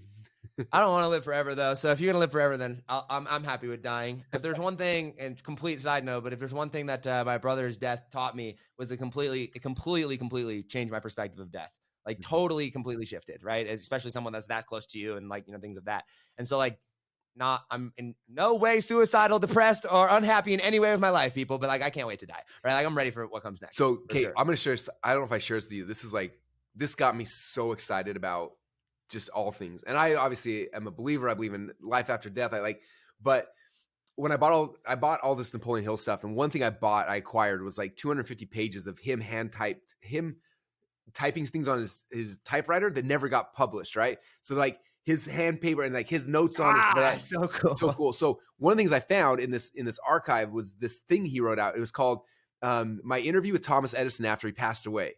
And it's so cool. So he talks about it. I sat on a typewriter and he's like, I felt this presence of Thomas Edison. So I started typing him a question, like ask him a question. All of a sudden, like I got these answers. I typed out the answers as fast as I could, like stream of thought. And so it's Q&A with Thomas Edison after he passed away, which is crazy and like whatever. But one of the things he said, he asked Thomas Edison, he's like, so are you dead or like what? Like what's happening? He's like, my physical body's dead. But he's like, my intelligence is still alive. And he's like, I'm still doing my work. He's like, right now I'm trying to find other people who have physical bodies who I can inspire to carry on the projects I was working on during this life. Now, again, I don't know if that's true or not true or whatever. I believe it is, but like for me, it's like fascinating because as I'm buying these books, like I'm feeling inspired by Napoleon Hill and these people, and it's like, how cool is that they're coming here and they're like trying to like, hey, Gade Russell is like moving forward with my work. Like, let me give my Disney inspiration and things to be able to continue this thing on that I had. And I'm hoping that someday when I'm dead, I'm going to find young entrepreneurs who have some of these things that we've been publishing and are like excited. Like, how can I inspire them? Like, because my work isn't going to end. Like I'm on a mission. I believe that from God. And like, and we've got this finite window of time and then soon I'm going to be dead. And then like, but if I can continue to like, to push thoughts and ideas into people's heads, like that is the most exciting thing in the world to me. And I'm hoping that like, I'm open enough that like these people that I'm studying, that I'm learning from can inspire me to like add on and figure out the next piece of what they're trying to figure out, because that gets me fired up. First off, about why, like, as I'm learning things from people who have passed on, number one, and number two is like, when I get to pass on, like that gives me hope and faith and like this amazing, like, timeline of events that are going to happen after I'm gone. So anyway, who knows? Gosh, that's so exciting. Like, it's funny. I think one of the biggest misconceptions about me, and I'm going to bring this back full circle to what we just talked about there, is that like people see me as an entrepreneur and they think that my number one motivating factor is money. Like is that's the driving factor. And like, not that that's bad, right? Like I know a lot of people that is their motivating factor or whatever, but like for me, like I can't stress this enough. It's just not, right? And for me, being smart, the podcast, right? Being smart, but being able to study and to learn and to understand and to like become the very best that I possibly can, and to understand how the world works, like, and have the freedom to be able to do that how I see best fit to do that. Like that's what drives me, right? Like that is why I build the business. And like there are so many times when I don't do things like when I could make tons more money if I do this or like focus on this, but I'm like, no, I'd rather literally go and check out for a weekend and just go read. And whether that's the Bible or whether that's psychocybernetics or this, because one of the things that I learned very early on, and I don't remember who taught me this. I don't remember when I had this epiphany, but like, I know like there was a before this belief and there was an after this belief, right? And the before this belief was money is really, really hard to get and it takes a really long time, right? And then the after belief was if you create something worthy of money, you will never, ever lack finding money, right? Like that was, and there's this shift, right? Where it was like all around, I look at all these different ideas and, you know, obviously right now we're living in the most distorted time of money when it comes to like the stock market and printing money and the Fed and inflation. It's just like ridiculous, right? But like there's so much money, there's so much wealth, there's so much abundance. And I'll never forget, I'm actually going to go back to one of the things that you told me. You talk about experiences, right? I'm sure you remember this. A couple years ago, I made a post on Facebook and I was like, hey, I need $50,000. I've got this idea, blah, blah, blah, blah, right? And like you comment on it and you're like, well, just pitch me the idea. I'll probably just give you the 50 grand, right? And I remember voxing you and I was like, hey, so like, how do you want me to pitch this to you? Right? Like, I'm like, you know, and one of the things that you said there was, oh, I don't really care. I just want it to be a really good story. Right? Like that was all the thing that you gave me. It's like, as long as it's a really good story. And it was like at that moment, like so many things clicked in my mind of, well, look at Elon Musk. Elon Musk tells just a really, really good story. Like, look at what he's done. Joe Rogan, really, really good story. Tom Brady hits a really, really good story. Right? And like all of a sudden I started to like have this shift of, okay, listen, like going after money for the sake of going after money is fine. There's nothing inherently wrong about that, I don't think, right? Like that's how you keep score and like this. But like for me, like when I think about my legacy, when I think about how I want to be remembered, when I think about what matters to me in life, like if I could have $10 billion and like not get to do anything I love to do in life, not get to read books, not get to study, become smart, like that'd be miserable and depressing, right? But like for me, if I had $1 million or $5 million or whatever that a much smaller amount is, but it allows me to kind of like go out there and like be smart and learn and educate, like that is what drives me. Like that is what allows me to like become fulfilled. That's why I love the podcast, because I get to talk to all these super smart people and it's like these shortcuts, right? That makes sense? 100%. In fact, I think this, for everyone listening, this would be a really good exercise for everyone to understand themselves better. So I think everybody should take the DISC profile, but make sure when you take it, there's an upgraded version that gives you your values. So DISC is DISC, but then the values show you like what you actually value. And it's fascinating. Like Brad and Ryan thought that they're your money dudes, right? They're my money dudes too. Like we all thought that their highest value was going to be ROI, which is, money, but their highest one was freedom. My guess is for you is your number one is probably theoretical, which is like you want to learn stuff. And your number two is probably freedom, which is fascinating. For me, my number one is ROI, which doesn't necessarily mean money. It means I need to see the return on investment in the situation, right? That's why I hated school. I could not see the return on investment. So I just struggled. Conversations struggle if it's like, if it's small talk, I'm like, I don't understand. Like, what's the ROI on this? Like, I freak out. Where you're like, I'm going to fly to Boise and spend 4 hours talking about Atlas Shrugged. I'm like, I see a huge ROI on that situation, right? And so like ROI is number one, and then aesthetics is number two for me, which is like I have to have things that have to look good, right? Like that's why I spend so much money in design and like making sure things look pretty, because like those are my drivers. And so I think everyone, it's fascinating when you start understanding. Because I'm like, oh, now I understand myself. And there's like, I don't know, there's like 10 different values. But if you look at those, you start understanding yourself better. Because again, a lot of people think that me or you might be, all about it, but the money. But it's like not that. Like money's just like a part of it. But for you, it's the learning and the freedom. For me, it's the ROI of my time, and then that has to look something that looks beautiful and like looks I can show and I can experience. I can, it's just fascinating when you start really realizing that, because then you can lean into it. Because some people are sitting here trying to be entrepreneurs, and they're not. ROI is not their number one driving point. They're just whatever their thing is. Their freedom maybe is their thing. They can't figure out why they can't have success. It's like, it's because you only want freedom. You don't actually want. You think you want money, but you don't. Like that's not the thing you actually value. And you're chasing this thing you don't value, which is why it's hard to get up in the morning and stay up late at night, because you don't actually value that. When you start realizing, like, no, I value freedom, or I value, whatever your value is, then it's like, okay, now let me lean into that as I start pursuing my business. Now it's like everything starts clicking better in your head, and it's like now it's easy because like I'm actually working hard towards the thing that like for me, for example, the reason why like I'm spending so much time right now in the printed written word, right? Like back here, those who can see the video, like, this is the Dan Kennedy Russell Brunson newsletters. Like I did, like, let me grab it. So right now I'm publishing 2 newsletters a month, the No BS and Behind the Scenes, or the No BS newsletter, and then yes, you got them right there too. So if you look at this is almost 50 pages that I'm publishing every single month. And people are like, why are you writing a 50-page? It's like a mini book every single month. I'm like, because I see the ROI on it. I look at like everything I've done from the beginning of time till now in my business. And like, there's an amazing thing. I do Funnel Hacking Live. I do courses. I do all these things. But the thing that's had the biggest ROI for me of all the things I've done has been the written word, right? Not the audio word, not the video word. Like Funnel Hacking Live happens, it ends, and then it disappears. My books are still here. Like I see the ROI on the written word. I look at right now, I'm buying Napoleon Hill books from 150 years ago. Like he wrote that once, it's still here today. His courses he did in the 60s and 70s, the audio courses have disappeared, right? Like I have so much obsession with the written word now, because in the written word for me is the highest ROI of anything I can be doing, because I think in 200 years from now, it's still going to be here. And some kid on eBay like me is going to be buying like the first edition No BS newsletters from Russell Brunson, took it over. And so for me, I'm doubling down. I'm spending so much time in written word right now because the ROI for me. And so now like I can stay up all night writing a newsletter. I can stay up all night because I see that for me, the ROI is like, it'll be here for forever. Therefore I can do this. I can write another book. And now I'm like in my head, like I'm writing a new book, a new published book every 2 years for the rest of my life until I die. But on top of that, everything to do with Dan Kennedy work, I'm taking all Dan Kennedy's audio stuff and his video stuff, which is literally almost dried up on the vine, and I'm converting them all into physical hardbound big books. Like you'll notice the written word for me over next year, but the next 10 years, 20 years, 30 years is what I'm focusing on, because the ROI is so big, because I get that now. So it's like for you, it's like figuring out what is the thing that values the most and then doubling down. And now it's like, I can spend, I sleep at 3 in the morning writing a newsletter because I know it'll be around in 200 years from now. Therefore I'm excited. That's so interesting. That's so interesting. And it brings me back to, Jordan Peterson, right? And I was listening to, Jordan Peterson is like one of the people I'm geeking out on this year, right? Awesome. Just because he's got like, oh my gosh, like his brain is like, how? But one of the things that he said is one of the biggest disservices that we do to children, to young adults, things like that, is we don't teach them how to write and educate them on why they're writing, right? And he said, if you want to learn how to think, learn how to write. He said, because the process of writing is the process of thinking.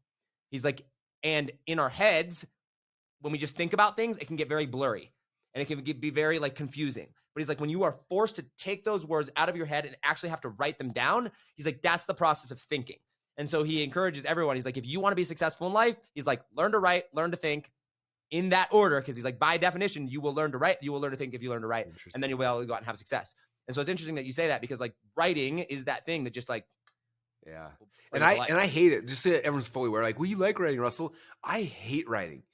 Like, so I'm just putting that out there. Like, this is not because I like it. It's because the ROI, because I see the tangible return on investment for me. Therefore, I will write, even though of all the things I do, writing is the most painful and the hardest, and the thing I probably hate the most, but it's the highest ROI activity I have.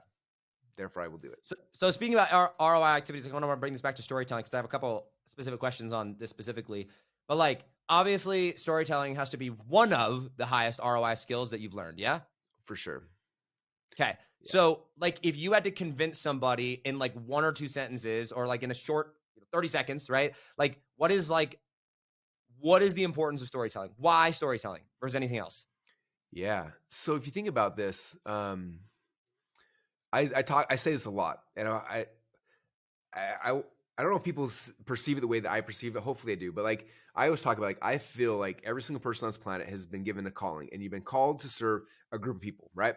And so one of our jobs as entrepreneurs, for sure, but I think everybody has this, is we have to figure out who are our people, and then we have to congregate. We have to gather them together, right? We are gatherers. And again, most people in their life will never do this. I think it comes down to the fear versus faith. They get called, and then, in the hero's journey, like every time there's a call, the second step after the call to adventure is the refusal of the call. So most people, they hear the call, fear and faith, they take fear, and then they don't do anything. So that's why most of the world isn't doing this, right? Because they follow fear. But those of us who hear the call and we move forward with faith, say, okay, I'm going to do this thing, right? Our brains try to refuse the call, and they're like, no, I'm going to do it. And we move forward with faith, and we move forward, and it's like, hey, now I've been called to serve a group of people. Now the first step now is the people aren't there, right? Like when I first started, like, I'm going to start teaching people marketing. I'm obsessed with funnels. Like I walked in the room and there was nobody there. I told this story last weekend. Like my very first time I wanted to teach this stuff, I had gone to my Dan Kennedy mastermind. So I was like learning this stuff. And so I went back home and I bought radio ads in Boise, Idaho. I remember going to the radio station, recording my voice. Hey, my name is Russell Brunson. I graduated from Boise State, and I know how to start an online business. You should come to a seminar down at the Holiday Inn. Call 1-800, whatever. And like, I made a radio ad, and we ran it on radio all over Boise. And from that, I got like a couple hundred people to call in and say they're going to come to the Holiday Inn to come to me doing my little presentation. So then, like, fast forward 30 days later, the event was supposed to happen. We had 100 people RSVP'd. I get in the room and I show up, and there's 2 people in the room. Only 2 of the 100 actually showed up. I was like, oh, crap. But I was like, well, there's 2 people. So I started talking and started teaching and started sharing my stories about it, right? And for most people, they would have stopped at that point because they're like, oh, well, nobody showed up. This is the failure, right? But I was like, no, like I've been called. Like I feel this. Like I'm excited. Like this is my passion. And so I did it again and again and again. And 18 years later now, we get 5,000 people to show up at Funnel Hacking Live, right? So you're called to serve. There's the people, but they're not congregated yet. Your job is to gather them. And how do we gather them? We gather them by telling them a story. That's it.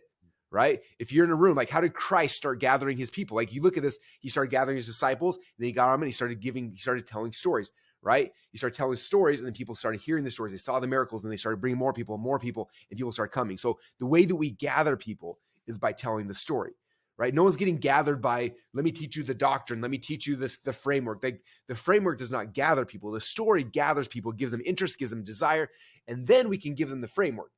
But the story is what gets people's interest, desire. The story creates desire, right? Like we have to figure out, like nobody came into my world. The story creates desire. Yes, because nobody came into my world with a desire for funnels, right? They're like, funnels, that sounds dorky. Like nobody cared. But I told a story that took this thing that I wanted to share with you, the framework, the idea, the concept, the principle I want to share with you, which is funnels. And I told a story which took that desire and it cranked up that desire.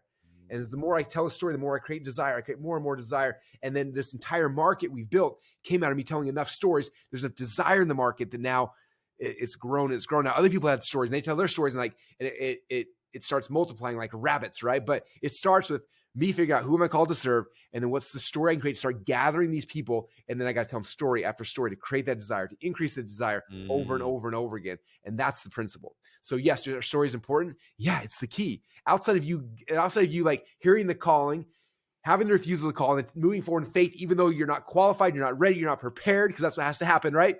God doesn't call the qualified, he qualifies the called. So you've been called, you're not qualified, you're not prepared yet, but it's us stepping forward and saying, okay, I'm going to do it. I'm going to move forward in faith, even though it's scary and all the fear that happens. And it's like, hey, now I know I'm called to serve a group of people. Where are they at? Oh, crap. They're not already sitting around somewhere. Okay. What's the story I got to start gathering these people, right? And we're gatherers. And then you gather them. And now you gather them. Now you can serve them. Now you can change their life. And all those things happen. But story is what gathers. Story is what amplifies desire. Story is what makes the whole thing move. in a movement, right? We talk about movements all the time. What's the movement? Well, the story is what gets people to move. They don't move because of the framework. They don't move because of the technology. They don't move because of any of those things. They move because of the story. So we got to get good at telling stories. We got to get real good at telling stories. Yeah. That skill set changed my life. I told someone that they're like, what's the number one skill set that changed your life, man? Like expecting sales or persuasion. I'm like, storytelling. Yeah. Storytelling. Because like you have that thing of like, what's one funnel away? I'm like, you got one story to change your life. Yeah. One story will change your life, right? It doesn't matter. And like, that could be the story about your relationship. That could be the story about your business. That could be the story about your offer. That could be the story about your brand. Like, it doesn't matter. Like, it's literally like, what's the story that you have to tell? And like, if you just write the right story, and that's how you reprogram your brain, it all comes down to the story. Yeah. We think about that. I know. Think about real quick, like, all the things we struggle, and like you watch Tony Robbins do this all the time. Like when he's doing interventions with people, he asks them like, "What's the story?" Here's the story they're telling. He's like, "Hey, that story is the thing that's holding you back, right?" And so he's doing it from like not from a selling standpoint, from like, I want to change my life. Like I want to quit smoking. I want to find my dream wife. I want to like all the things. It all comes down to the story in our head, right? And the story, if we have a negative story, it keeps us in these loops we have. So like learning how to like yeah, you said not tricking yourself, but to tell a different story is going to change your destiny, right? And so it's also like we got to start learning how to tell ourselves a story. Because like I used to tell myself a story like I can't speak on stage, I'm awkward, I'm nervous, I'm introvert, like all these kind of things, and that kept me down and safe and all those kind of things. But like I had to tell a different story. Like the story I had to tell myself was I'm called. I have to figure this out. Like when I tell the story differently, it changes the direction of where we're moving. So it's happening at so many levels, from like you moving yourself, you getting yourself the things you want, you guiding a group of people, like all those stories are so key. And you tell the wrong story, it can affect your direction and your outcome for yourself personally, but also for the movement you're trying to create. 100%. And one of the things that I always tell my students is I'm like, one of the number one rules about storytelling is you have to believe the story you're telling. Yeah. Right? Like you have to, because if you do not believe the story you're telling, nobody else is going to either. Right? Because like, then you're going to start finding all the objections in your head around why the story is wrong. And then you're not going to say the things you know you need to say. And like the number one rule of storytelling is like, you've got to believe the story that you're telling. Yep. Right? And that comes back to, being ethical and being, honest with everything that you're doing. Right? Because that's super, super important, because storytelling is, can be very negative if you use it unethically. Right? I'm curious, and I know the answer to this, but I want everybody to hear this. What percentage of funnels uses stories? Like the ones that actually work, or? Yes. Russell, let me rephrase the question. Russell, out of every funnel that you personally build, how many of them use stories? 100%. 100% of them. It's that important. Yeah. So going along with that, because like it's interesting when and I think a lot of entrepreneurs that come into your world, a lot of funnel hackers, right? Which, by the way, you lucked out, man. My shirt for my show has not come in yet. And so I was like, yes, episode 1, I get the funnel hacker branding. That's right. You get funnel hacker advertising, episode number 1 of the show, become a funnel hacker. But I think a lot of funnel hackers, so I know for me, and my story of coming into your world is actually super interesting, right? Because I came in probably a little bit different than a lot of people come into it, which is I came in and I already had a ton of followers on Instagram that we were managing, right? Not me personally, but like we had so much traffic, which is like the one problem that like most people have. We did not have that problem. And do you remember me Snapchatting you? I think we've talked about this before. Yeah. Remember, right? And I send you a Snapchat and I'm like, hey, I want you to build a funnel for me, right? And you're like, no, just do a webinar funnel. Like, you can't hire me. I'm like $250,000. I'm like still hitting myself. Like, But anyway, so what's interesting is that I read .com. My business partner was actually the one that showed me .com secrets, right? And I read .com secrets or whatever. And like in my head, funnels are landing pages. They are steps inside of the funnel. And if I'm going to build a funnel, like the more steps I have, the better my funnel is going to be, because I'm like, then there's more steps and there's more stuff people consume. People buy more stuff, right? And it was like, right, more complicated. And it was like, so in my head, it was like, in order for me to build a funnel, right? Like I had to go through and I had to have a landing page software where I could go through and do all of these different steps, right? And it's always very interesting now when people are like, oh, well, like funnels work great for Russell or for like online, or I'm like, there's like 3 things that I'm certain of in life. One of them is that Jesus loves me, and another one is that funnels work, right?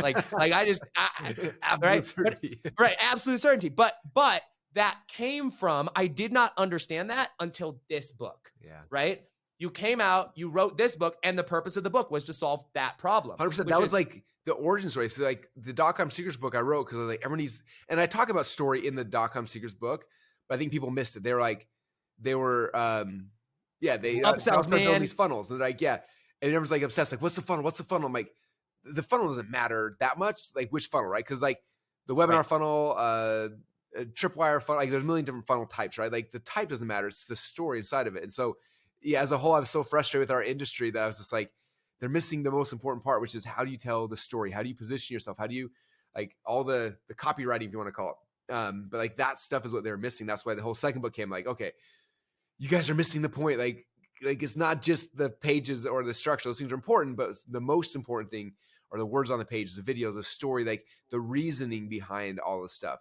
Like that's what gets people to actually move and buy and pull their credit card out. It's not just the layout of the pages, right? It's the art and the science. Right. It's like you're building a house. It's like the framework. .com uses the framework of the house. Expert Secrets is like, okay, what are we putting on the walls? Like, what color is this going to go? Like, how do we put, like, it's the tapestry, it's the things like that.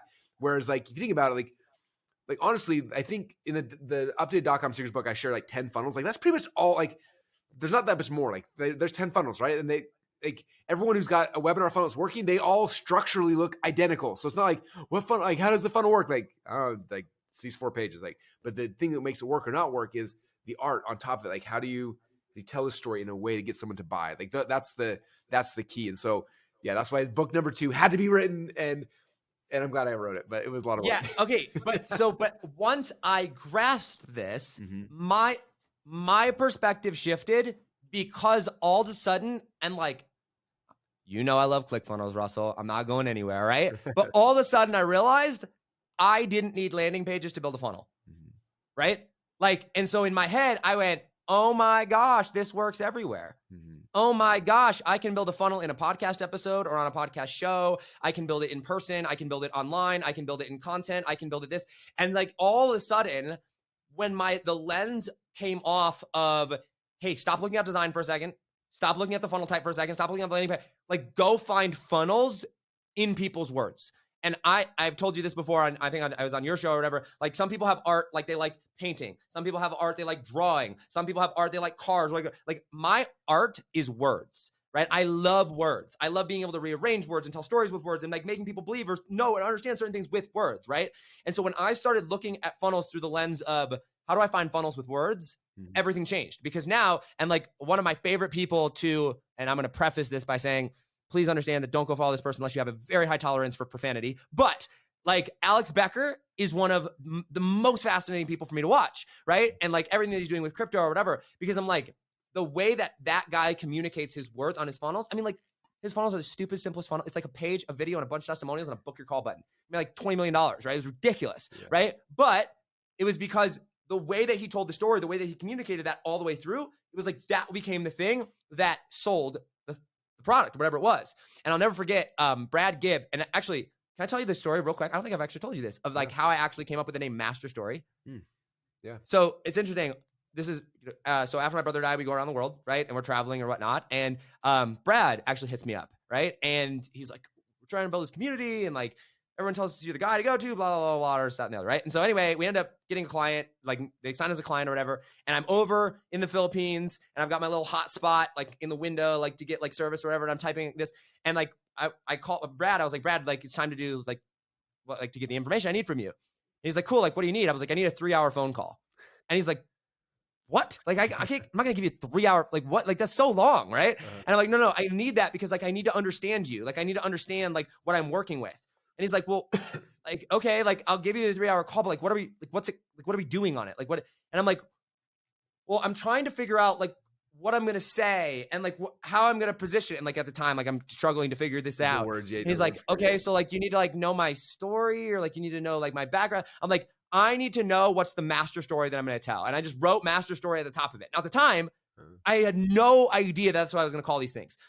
And so it's interesting is we have this 3-hour call and that became like a thing, right? And I do this 3-hour call with Brad and we write that. And that story that I wrote there, it took about like 3 hours and then I spent like 10 hours writing it.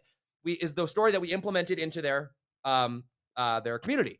And their community was they were spending $20,000 a month on ads. They were making like $20,000 a month. They were break even with ads before this. And then we came in, we wrote the master story. We did a 5-day challenge implementing that master story. In the first 90 days, they did $400,000. In the first year, they did $1 million with no ads. Why? So cool. Because like that story worked, right? And so from then on out, with every single client that I did, what did I do? I went and I was just like, okay, we just need to do this thing called the master story. We're gonna have the master story call. And that's what we would call each one of them. And so I'm sitting there and now fast forward, once I figure out the Josh Forti effect and like where we're going, I'm trying to figure out what I'm gonna call this, right? Like, is it gonna be like, oh, like, do I teach like this framework here? Like, what's it gonna be called? And Magic story, the super story. right. I'm literally just sitting down and I'm going through and I'm like, oh, I gotta work on a master story today. And I like pull it up and I'm like, oh my gosh, like that's it. Like it's the master story. It's like, that's the story. Like, what's the one story that you got to tell that can make someone actually go and believe that? So it's always fascinating to me. This book, though, is the thing that like took funnels and made them not landing pages. A funnel became, what is the story? And then you take that story and you put it onto landing pages, and now you have a funnel on the internet that tells a story. Yeah. And so anyway, that's kind of like a big thank you for the book. Dude, I want to, so the time I had that epiphany, that was similar, no, not the same, but similar. I was probably a year into this business. This is back 18, 19 years ago. And I was at an event and I got to have a chance to hear John Carlton speak. And if you guys know John Carlton, he's been like one of the most famous copywriters for, I don't know, for 40, 50 years, right? And he was telling the story about this ad. He got hired by these golfers to make a golfing ad. And so, you know, as a client, they're like showing the product, how it works and like all these things. And he's trying to figure it out. And he struggled. I can't remember, I'm sure I'll mess the story up, but he couldn't figure out the story and how to write the copy for it. And they tried different versions. It didn't really work. And he kept going back and forth. And finally he was talking to the guy. And I feel like it was outside of the actual conversation, like the coaching, you know, the conversation pulled things out. I don't know if they're at a bar or something. And in the conversation, the guy was like, he tells this story. He's like the way that I learned how to golf this way is like, I was actually at a golfing range and there was this one-legged golfer and he comes out and he like hops out there and he does this thing. And the way he has hit with one leg, it's different. Like the way the positioning and the things are happening. And John's like, wait, what? Tell me the story. And he starts going on this thing about this one-legged golfer. And he starts figuring things out. And the guy tells him the story and John's just freaking out. He's like, this is it. This is the story. Like, this is the thing. Like, this is what we're looking for. And so he takes it, writes this ad, and if you Google it, you can find it. It's like amazing secrets to one-legged golfer and da-da-da. Because the guy had one leg, he had to do his positioning, balancing it different or something. And so this guy's whole philosophy is based on like doing it the way the one-legged golfer did, which made it go further. I don't know. I've never golfed, so I don't know. But that became the copy, and they launched this thing. And you know, as far as I know, the ad did like hundreds of millions of dollars in sales of the golfing market, like some crazy number, right? But it came down to digging out that story. Like, what was the actual story, which is the hardest thing people to bring out, especially as us as creators, because we've been doing this for so long and it's our thing and we're passionate about it. Like, we're passionate about the deliverables. Like, here's the actual framework, right? And it takes sometimes an outside person looking at like where was the thing? You know, it took me a long time before the potato gun story was the thing that I landed on, and I saw people's eyes light up. I'm like, oh, I'm gonna tell that story again because people paid attention this time, right? And it's like, and you double down, and you get better telling it. But like, it takes a little bit to find that sometimes, especially if you're this close to it, right? Yeah. And it's going back and like remember like what actually happened. Where did I figure this out? Like, I always tell people it's how you, because some people tell their master story like well, I was born in 1980 in Provo, Utah, and they tell like their backstory. It's like no, not your backstory. It's like the backstory about how you discovered this framework. Like where were you at? What was happening? What was the experience? Like what gave you, I call it the epiphany bridge sometimes. Like what was that gave you that epiphany? Like what was the state you were in and why, and what was happening? What were all things happening around you? And when you discover that, like that's the goal, especially when you start learning how to tell the story too. Because my goal with stories to get people in the state, right? And so if I can tell a story in a way that gets people in the same state that I was in when I had the big epiphany, when I discovered that thing, like that's the key. It's not just you rattling off like first I did this and like da, da, da. It's like no, like what were you experiencing and why were you experiencing? What were you in? Like what was the situation in the life you were in? Because it's probably a situation they're in right now as they're listening to the story and just painting that picture, right? Good authors do such a good job with their words of painting this picture where you feel like you're there and you're experiencing it. And that's what we had to do with our stories as well, is tell it in a way where people are experiencing it, because then they'll be in the same state that you were in when you were actually experiencing it. And that way, when you try to give them the aha or the epiphany or whatever, they have the same epiphany that you had, and then they're sold. Then they're going to go and follow you on whatever journey that they you want them to go on. But those are the keys to story. When you figure out the right story, man, it changes everything. Yeah. And so I have a follow-up question on that, but context of this is, so in my frameworks of, we got Secret 1, Secret 2, Secret 3, right? In Secret 1, I teach people the framework of how to write a master story, right? And we go through the process of it, and it's really cool. And then in Secret 2, like their big objection is like, I don't have a story. I don't have a good story, or how do I pick what story to tell, right? Yeah. It's freaking every single time. It's so funny. Like I've gotten the thing down on all my sales calls where I'm like, I'm going to get done with this. Next And question. the next there's gonna be 2 more questions, and the next one is this one, and it's every freaking time, right? Yep. And my wife like she sits out in the other room usually, right? And so she'll go to yoga and she'll come back. And like the first 10 times she came in and she's like, "Man, you've been on a lot of phone calls or whatever, right?" I was like, "Yeah." And then like the next 10 times I did it, she walked in after one and she's like, "Oh, I'm so sorry," and like backs up. I'm like, "I'm on the phone," right? And so I get out and she's like, "Well, you've just said the same thing 10 times. I thought I was listening to a recording of it," right? And I was like, "Ah, yeah, that's what it is." Anyway, Time so to turn into a but webinar. Now we know the right, directions. right. So anyway, so which February 1st, that's what we did. Anyway, so but in that though, I go through and I explain to people in Secret 2, I'm like, in storytelling, there's an art and there's a science, right? And most people, they immediately want to go to the art, right? They immediately want to go and they'd be like, what story do I tell and how do I tell it and all these different things, whatever. And I'm like, no. Before you have to go through and do any of that, we have to discover and figure out what these things that I call the master elements, right? Which are, what are the elements of the story that have to be the same regardless whether you tell for 3 hours, 30 minutes, 30 seconds, right? Like there's elements inside of the story that never ever change. And these are the science. This is the science side of it, right? And so there's 5 core ones that are, I believe, are in every single story ever, right? Which are, number 1, there's always a backstory, right? So context to bring it up. Number 2, there's always a desire. There's some place they're trying to get to. Number 3, there's always a problem, something that's preventing you from getting to where you want to go. Number 4, there's always a vehicle or a solution to get to that vehicle. And then number 5, there's always an achievement, right? So like those are the 5, and there's other ones in there, but like those are the 5. What I tell people is you start with those and you figure out, well, what's the backstory that I'm like, the context that led me to this point was this. And then after you figure out those things, then you add the story. Then you find the story. Like you said, you find the story, you create the story. It's not just any story, right? Mm-hmm. That allows for all 5 of those things to be told in the correct order. And once you have that, then like the story details of the actual story itself, I feel like don't really matter that much, right? As long as you hit on the core things that you're constantly trying to get people to believe and come back to. That makes sense? Yep, definitely. So my question for you is like, I tell people one of the best ways to go out and like tell stories is, number 1, like first off, write a version of your story. And then number 2 is like, go out and like tell it to somebody else and get feedback. Like go tell it to other people. Like for you, like what's like one really good piece of advice or like one of the best pieces of advice? Like, Russell, how to become good at telling stories? Like you're amazing at it. Josh, you're amazing at it. Like how do I get good at it? Yeah. What would you tell them? So I'm gonna use a wrestling example. So in wrestling, you go and you learn a lot of different moves, right? And I remember telling in high school, I realized this, like if I practice a move 100 times until I hit it in an actual match, it wasn't like my move. If I hit it in an actual match, it's like, oh, I like in the stress of the moment, I hit it and it worked, right?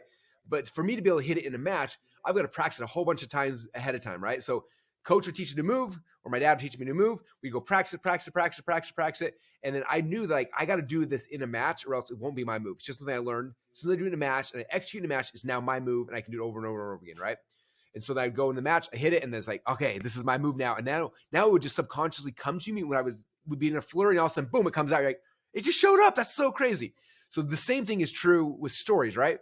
So I know that like there's gonna be some stories that are crafted. Potato gun stories crafted. Other stories, like I need them to show up when I need them, right? But I don't know when it's gonna be. It's gonna be subconsciously where all of a sudden, like I'm talking to someone, I'm doing an intervention with somebody, and all of a sudden the thing pops up, right? For example, like I had no idea I was gonna tell you the story now about wrestling and how I did that, but I told that story a couple other times. In fact, recently to wrestlers to help them understand like this is how the practicing stuff works, right? So it just popped up subconsciously as we're talking. I'm like, oh, I'm gonna share this because it fits right here in the moment. But it comes from the practice first, right? So what happens for me is like I experience something, right? Like it could be whatever it is, right? Like for example, me talking about the ROI on the printed word, right? The first time I had that epiphany, I was like, oh my gosh, like for me, the printed word is the ROI. Like, oh, that's a story. And so immediately what I did is I was driving the office, and the very first time I did a podcast talking about the printed word and like why it's so important. And it's the only thing that lasts beyond, like I told this story. And it's probably like the worst time I ever told it because it was the first time I told it. Then I get in the office, right? And I come in and I look around and I'm like, who's in the office? And like, usually it's Dave because Dave's the most excited, but there's also like Kevin, there's a couple people in the office, and like I'll come like, oh my gosh, I had this epiphany.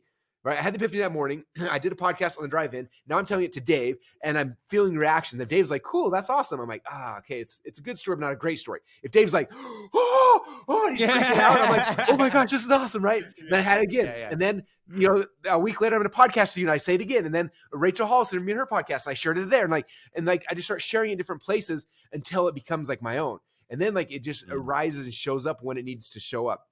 And so you notice like when I tell a story, it's especially like in a live situation, most people are going to see it live. It's not the first time. At Funnel Hacking Live, any story I've told at Funnel Hacking Live is not coming spur of the moment off the top of my head.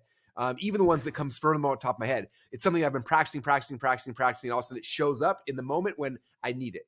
It's funny. I talked to Tony Robbins about this because I was like, I go out in an event and I have like a plan, and sometimes the plan follows through T, sometimes the plans go off the rail. He's like, I'm the same way. He's like, I have in fact, if you look at what Tony speaks, watch the next Funnel Hacking Live. His team has these huge pads of paper and they write down his structure. He mind maps everything. So it's like bubbles and things like that. And they tape it literally to the ground in front of him. So as he's talking, he's looking down at his big mind map and he's talking. And then he'll go on tangents and he'll go off on, he'll do the intervention. Like literally this year's Funnel Hacking Live, he had a 3-hour presentation. He went for 6 hours because he just go off these tangents. And he's like, I'm going these tangents and God's showing up and these things are coming. And like it shows up when I need it. And then you watch him, he walks back on stage and he stands there and his team's in the back freaking out because he just went off on a 2-hour tangent. So they're like rewriting his frameworks and you'll watch them, they run up on stage and they re-tape down a new version of it, of like where he's got to go on the stage. And he'll see it, he'll talk it, and then it goes off on other tangents. And so he's updating his framework in real time as he's doing the things. It's like, I didn't realize it till after the first FHL he spoke. I walked in there, there's papers everywhere and stacks, papers, papers, all in the thing. I'm like, what in the world? Like, and I started watching him and noticed UPW does the same thing. Like you'll see his teams like updating things because he's going off these tangents. And so it's the same thing. Like, anyway, I just went off on a really weird tangent, but anyway, but I think it's interesting. But for you guys, like the moral of the story is it's practicing. It's like when you're like, you get the story, it's like, tell it to your spouse and then drive it. Like for me, my podcast is me driving my car. So I'm telling it this way. If you don't have a podcast yet, just click record on your phone and record yourself telling it. And then when you see one of your buddies at the office, whatever, tell them the story. And every time you tell it, you'll get a little better at telling it. And you're going to see people's reactions. Some things you'll notice people are just like, oh, or they're like falling asleep. Other times they freak out. The times that people are falling asleep, I shift it. And I try to tell the story better the next time till I've nailed it. Dean Graziosi told I think I talked about this in Traffic Secrets, but he told the coolest story. I was in a mastermind group with him. We were out camping with a whole bunch of really cool people around a campfire. And he told this story about the way that comedians get really good. He's like, we see a comedian and they're on the Tonight Show and they're standing up there and they're doing their jokes. They're just nailing it, joke after joke after joke. And he's like, we're like, man, that's the most amazing comedian of all time. He's like, what you don't understand is you rewind back 5 years. What happened is a comedian sat down for the first time. He wrote 10 jokes. He went to a little comedy club. He told the 10 jokes and 9 of the 10 jokes bombed, but one of them landed. So he takes that one joke, goes back to his house, and he rewrites 9 new jokes, plus the one he knows lands. Comes out next time, he leads the one that lands, boom, then he goes joke 2, 3, and goes net 10 new jokes. And from that, maybe 1 or 2 more land. So he takes the 3 now that have landed, goes back home, rewrites it, and does it back and forth until he's got 10 jokes that he knows crushes it. And now he is prepared and ready. Same thing's true with us with our stories. We got to keep telling them, and like, oh, that one didn't land. That one didn't make any sense. I told that, but it was confusing. And you just keep redoing it until eventually you have your core stories that you're really good at, your master stories, whatever you want to call them, that you can bring out whenever you need them. Where now I can go into situations, someone's like, hey, Russell, I need you to do a presentation. I'm like, okay. And like, do you need to prepare? I'm like, I've been preparing for 18 years now. Yeah. No matter what question, for the most part, you tell me, I've got some story that's going to pop up when I need it because I've done the work over and over and over again. And that's what all of us got to become good at doing. So, yeah. Okay. That leads me to probably my favorite topic of all time when it comes to business and marketing, which is publishing. And I want to talk a little bit about this because funnels are the things that changed your life. And don't get me wrong, they have changed my life a lot. But there is not a single thing on planet Earth, I don't think, outside of maybe the Bible, but like an action of me doing that has changed my life more than the art of publishing. For a while, there was nobody on the internet that published more content than I did. I mean, I did 1 to 2 live streams every day, right? And it was like weird if I didn't do a live stream every single day. That was like super, super weird, right? I've done 500 episodes of the podcast at least, right? Interviewed all these different people, whatever. Like publishing is like my way of thinking, right? It's like how I go. It's how I learn. It's how I document. It's how I keep track. It's like I want to be able to look back at my life and know exactly where I was. And people ask me all the time. They go, Josh, like, how are you able to be so controversial? How are you able to be so polarizing? How, like, don't you get afraid that people are going to like disagree with you? I'm like, no. Do you know why? Because there's not been a single piece of content that I've ever published where I wasn't 100% completely authentic to myself, right? Like I was absolutely, like if I said it, I absolutely believed it at the time. That doesn't mean I was right. It means I actually believed it, right? And so you can actually see the progress of me going and changing and shifting my beliefs. And so many people are so terrified of that, right? And that for me, I'm like, I want to be able to go, and when people criticize me, I'm gonna be like, you might be right. And guess what? I have a track record of me admitting that I was wrong. But like, you're not gonna like right now, this is what I believe, right? And so anyway, so like that thing, like I started on Instagram. And then Instagram became Instagram stories, became Facebook groups, became Facebook lives, became the podcast, became like this, and like interviews. And like that singular thing has changed my life more than anything else in the entire world. Yeah. You are the person that got me involved in that though. Like I started doing it beforehand, but like I didn't realize that that was like what I was supposed to be doing until you came along and you were like, publish. And I'm like, oh. And there would be times when I would go back and I want to delete the podcast. I'd listen to it. I'd be like, I can't believe I said that, right? Yeah. And you'd be like, I'm going to get canceled someday because of that one. Yeah. Right. Well, but that's the thing, right? I even bought the domain dumbstuffjosh40said.com, right? Specifically for that. Control the conversation. Right. Oh, yeah. Because I know it's going to come out someday. I'm going to be like, oh my gosh, I can't believe I said that, right? But having that like thing, that changed my life. Mm-hmm. There's two parts to this.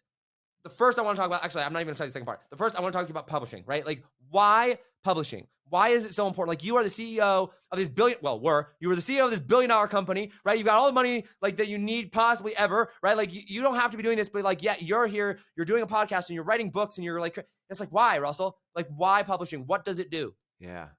I have a couple answers for that, but I'll lead with this interesting. So in my church, one of the things that they always tell us is that everyone should keep a journal. And I suck at keeping a journal. And I've always wanted one, but I never had one. And I realize now looking back, kind of what you said, like I've been publishing a journal online for a long time. You think about like our forefathers, like how do we know about all these people and like what they did and what they didn't do and all this stuff. It's like back in the day, people kept journals and then they handed down from person to person. I mean, you look at what is the Bible, what is the Book of Mormon? They're people's journals, right? Like this is the writing, this is what they saw, this is what they experienced. And like because they wrote those things down and handed them on, like we benefit from them today, right? Like none of us should be starting over at ground zero when we're born. Like we're starting at ground zero, coming in you're starting from scratch, but you have this, however many thousands of years of people that have gone before you, you can have a chance to jump on and then progress from there. And so it's like, we're taking these things from people and we're able to jump into them, right? Like you read the book of Matthew, Mark, Luke, or John, like you're taking their journals, you're reading them like, cool. I saw what they saw firsthand. Therefore now I'm able to build upon their legacy. Right. I think it's the same thing with publishing. Like if we're not doing that, first off, I believe it's a commandment for like us to be published. Like we're supposed to be keeping journals or putting things out there. Not for so much for us, like we do get a lot of value. I'll talk about it in a second, but like it's for the next people. It's for the people we're called to serve, right? They have these things now to look back on and to like start ahead of where we started, right? Like society and the world should be progressing continually throughout time. Like we all start back like, hey, here's two sticks, let's rub them together. It's like, no, like we have like things that start fire, like we're able to build upon the shoulders of giants, right? So I think like that's part of it. And like us as humans, like we're learning, we're growing, like we're doing these things. Like what a tragedy if we don't leave that behind for somebody, right? And so like that's why either writing a book or a podcast or something, but you're leaving your life lessons behind for the next people to start, so they don't have to learn how to rub two sticks together to start a fire. They're starting with like a flamethrower and they can keep moving forward. And now, what happens in a year from now, 10 years from now, 100 years from now, like where they're at because of what you did. So that's like just a thing that like I think about from like a legacy standpoint, I guess.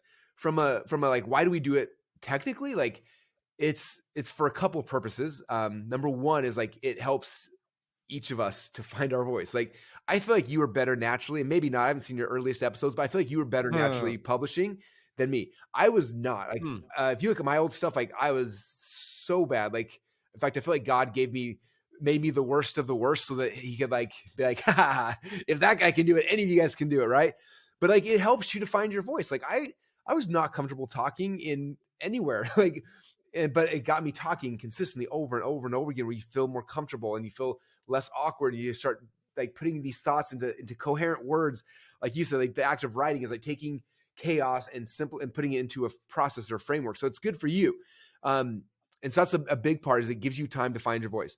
One thing people always, it's kind of the pros and the cons. People are like, well, I'm publishing, but no one's listening to it. I only got 3 views or whatever. And it's like, the initial part is good because at first you're not very good, but it gives you a chance to like figure those things out while the audience is small. As you get better and better and better, your audience starts finding you. And then now you have a chance to publish to bigger audiences and you get better and more people come to you. I get some of the books blended up now. I think it's in Expert Secrets. Maybe it's Traffic Secrets. But I shared I think it was Traffic Secrets. I shared a blog post that Nathan Barry, he's the founder of ConvertKit. He wrote this blog post called Publishing long enough to get noticed. Yeah, it was Traffic Secrets. Yeah.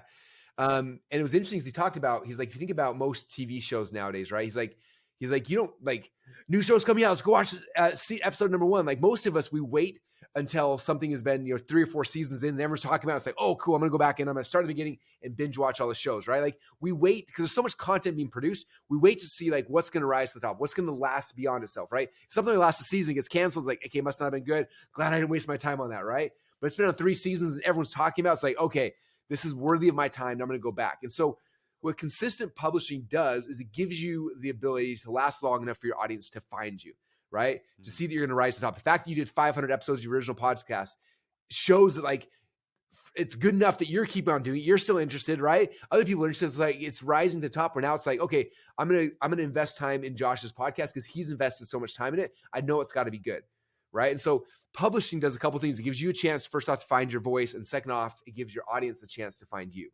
Okay. And so that's why it's so key. I tell people all the time, like if you publish every single day for a year, in a year from now, your money problems will go away because you'll have an audience. Your people you've been called to serve will have had chance to find you if you are consistently doing it. If you're doing one podcast every week or two and like not doing consistent, like it's probably, unless you're like, you are so good, you nail it and they go viral, it's probably not realistic that people are going to be able to find it. It comes down to consistency. There's my favorite YouTube video on all of YouTube. So that says a lot. There's a lot of YouTube videos. If you go to, in fact, let me triple check right now as we're live, but you guys should all go to YouTube and type in work to publish. I think we'll pull it up. Work to publish. This is actually one of my competitors. So Jack Conte started Patreon.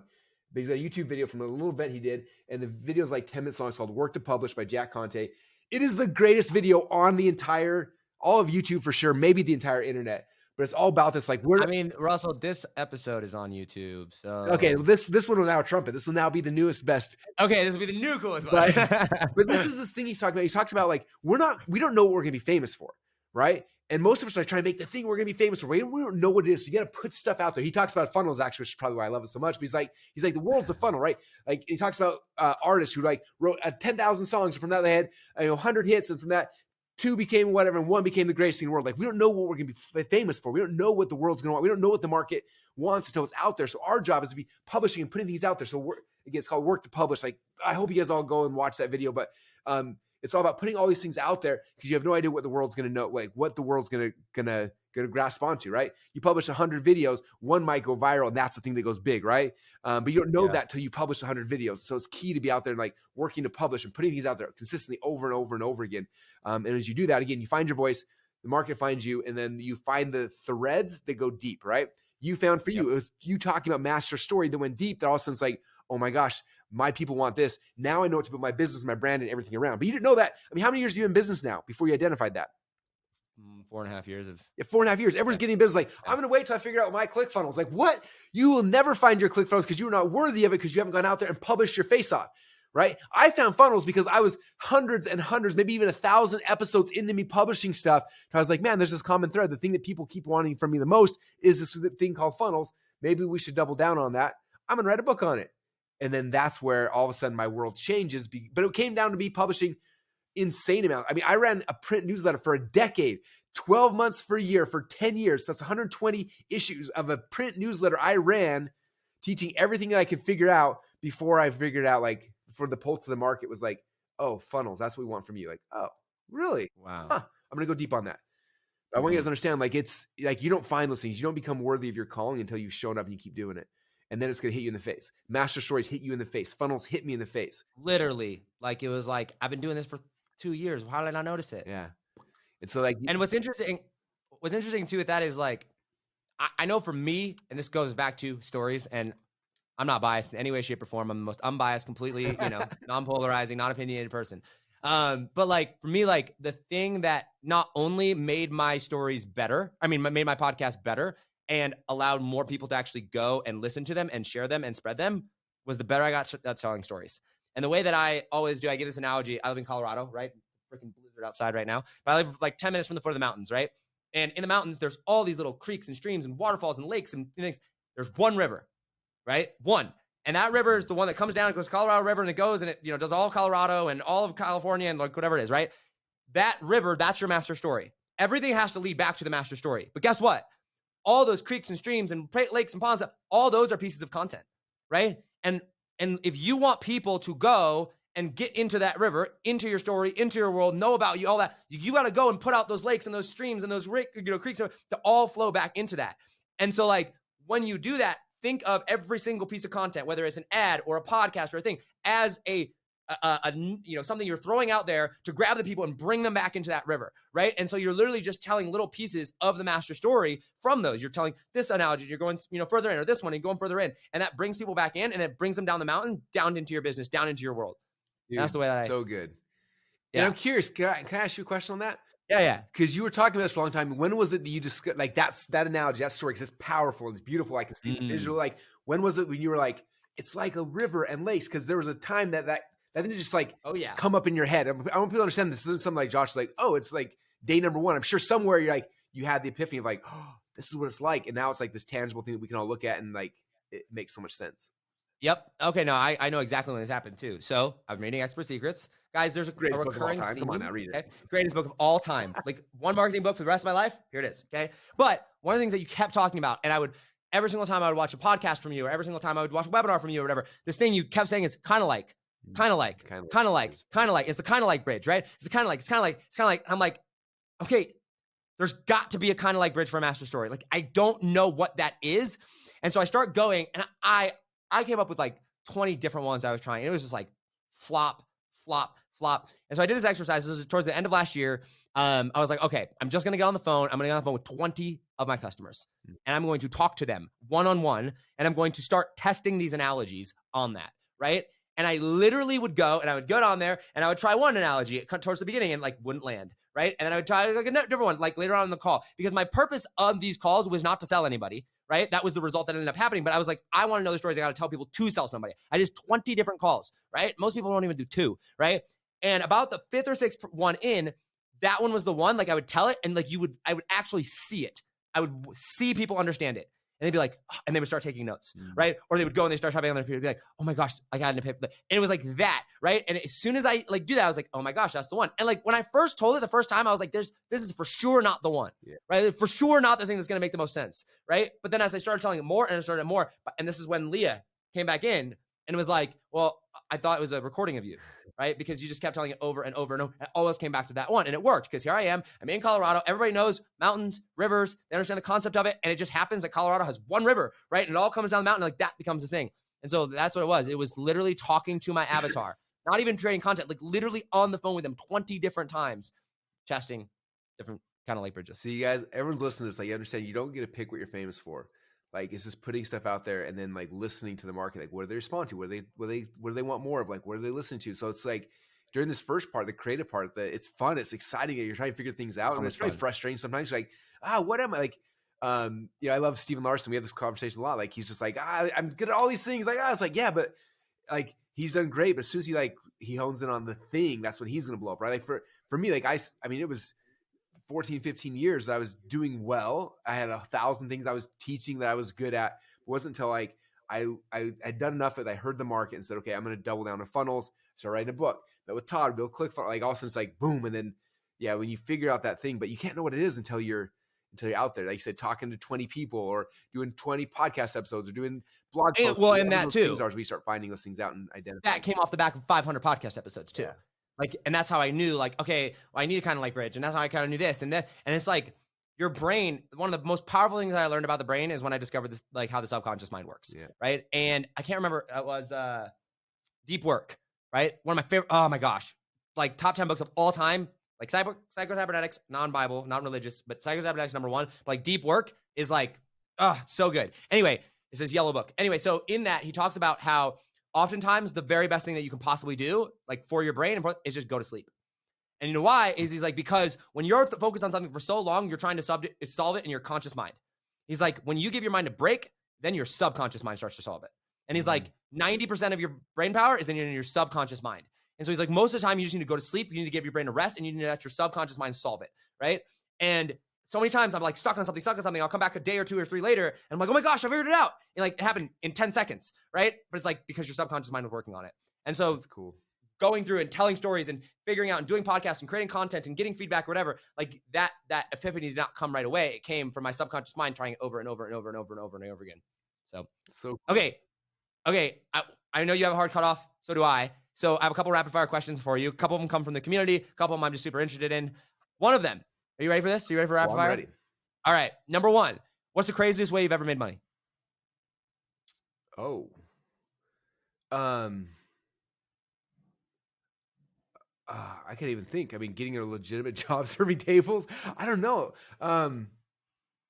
Probably sell buying weird stuff at thrift stores and selling them on eBay. Just because I was finding weird stuff. I remember first thing I sold was a Michael Jackson record because I was like, oh, it's the king of pop and it's got to be worth tons. And I think I paid $2 or $3 for this CD and I sold it for like $1.50. Like I lost money on it because I didn't understand the market. So it's just like weird stuff like that I was finding when I didn't know anything about the market. I was like, oh, this looks like it would sell. That's probably the weirdest way, I guess. All right. Next. So when you send out texts from your community app, is it actually you personally replying to them? Ooh, good question. So when I first got it, the first probably year I had it, I was one sending it, I was one replying to it. And then it got so overwhelming that I didn't know what to do and I started freaking out. So now we have a team of people that do help me with those. They escalate any confusing questions or things that are back to me. But most of the stuff that's like the little things are not me. Also true on Instagram and things like if someone DMs you, all the DMs on Instagram are me, but all the comments and stuff are a team of people who are helping me to make sure that I don't go insane. Yeah, and Twitter I found out the hard way. Kira was over there partying with you, and man, you'd reply, and I'd be all excited. Don't tell people I can't tweet. Not Russell doesn't tweet, guys. So if you ever want to bash Russell, go on Twitter. Yeah, no, I'm just kidding. Don't bash Russell. I'm on Twitter. I will find you. And anyway, okay. What is one? And so I asked a couple different questions at the end of every single podcast. So those two are specific to you, but there's a couple different ones that I asked for this. What is one truth that you have known to be true your entire life that has never changed? Because I think as we grow older and we, learn and we evolve, like the things that we knew to be true, or that we thought to be true, or we thought it was the way the world works, a lot of them changes all the time, right? It's like, oh, I thought the world worked this way or whatever. So like, I always like to ask this, it's like, what is one truth that you've known since as long as you can remember, like this is true. And the more you follow, the more you do it, like it has always remained true. It's never changed. I'm gonna get spiritual if that's okay. Because for me, it was in primary, we sing a song, I'm a Child of God. We sing every single week. And I was like, who cares? Like it seems so common sense, like it didn't matter. And especially in today's chaotic world, like, man, like doubling down on the values of that and what it means, it affects how I run my business, how I run my family, how I run everything. Like the fact that I'm a child of God has so much, like it's certainty, it's positive, like all the good things happen because that one truth that is, it's not something you can prove, but it's, in fact, my very first Book of Mormon podcast episode, I talked about this. I was like, there are these things that are like in Euclidean geometry, like there's things that you can prove, but it's all based on these givens, like a point line, and it's like those are the givens that are truth. That like if those things are true, then all of geometry and all of math makes sense. If they're not true, then it all falls apart. And they can't prove those things; they're unprovable. And this is the same thing. Like it's one of those things that's like a given, and it's everything good in my life's come because of that thing. It's never changed, never deviated, and yeah. So it's funny when I got ready to ask this question for you, I was like, he's going to go one of two ways with this. He's either A, going to go spiritual, or B, he's going to be like, funnels are the key to scaling your business. That's the second truth. That's the second truth. All right, two more questions for you. If you knew you were going to die tomorrow, you had 24 hours left on this earth, what would you do today? Oh, I would grab all my kids and my wife, and we'd go just hang out and tell stories for as long as we could till I passed out. All right. And then last question for you is, what is like the number one hack that you have for getting smart? Oh, number one hack is Tony Robbins calls it net time, like no or something like that. In between time when most people are watching TV or talking on the phone or whatever is when I am listening. In fact, for me, like I'll get in the motion of like social media while I start scrolling for like a minute or two, and I'm like, like I'm losing brain cells by scrolling, and I close the app, open podcast app, click play, and I'm like, like new stuff coming in. Or I have three audio apps that I switch between depending on the day. I'm pulling my phone now. I've got Audible, Overcast, and Books. Those are my three things. Audible is my audiobooks, Overcast my podcast app, and then Books is every course I've ever bought from the beginning time till now. I've ripped into audio courses, and so I have 2,000 courses in there. So I'm like flipping depending on what I want to listen to. But it's dumping the free time when I'm normally just like with like audio audio content, spoken word. Love it. Russell, thank you so much for coming on. What a fantastic episode. This was so much fun. I appreciate you. Dude, first off, congratulations for you. I'm excited for you, excited for the new journey, for the new podcast, all that stuff. And just grateful for you, man. I'm grateful how you serve your community. And so I keep showing up, man. I get ROI off every conversation we have. And so grateful for you. And love that you're doing this. Congratulations. Thank you, man. I super, super appreciate it. Guys, it's been my honor and privilege to have Russell Brunson as the #1 episode of The Josh Forti Effect. Thank you so much for coming on, Russell. Guys, I just realized that my signature sign-off contains the words think and different in it, and I'm not allowed to use that. So, Russell, you're going to be an episode where I don't have a signature sign-off. So, as always, guys, you're one far away. I'll give you mine. Right. Be smarter. And if you think you're smart, you're probably not. All right, guys. I love you all. Seriously, thank you so much for listening. Make sure to subscribe on YouTube, on iTunes, on Spotify, wherever it is you're listening. Russell, we'll talk to you soon, man. Bye. Take it easy, fam. Peace. Thanks, Steve, man.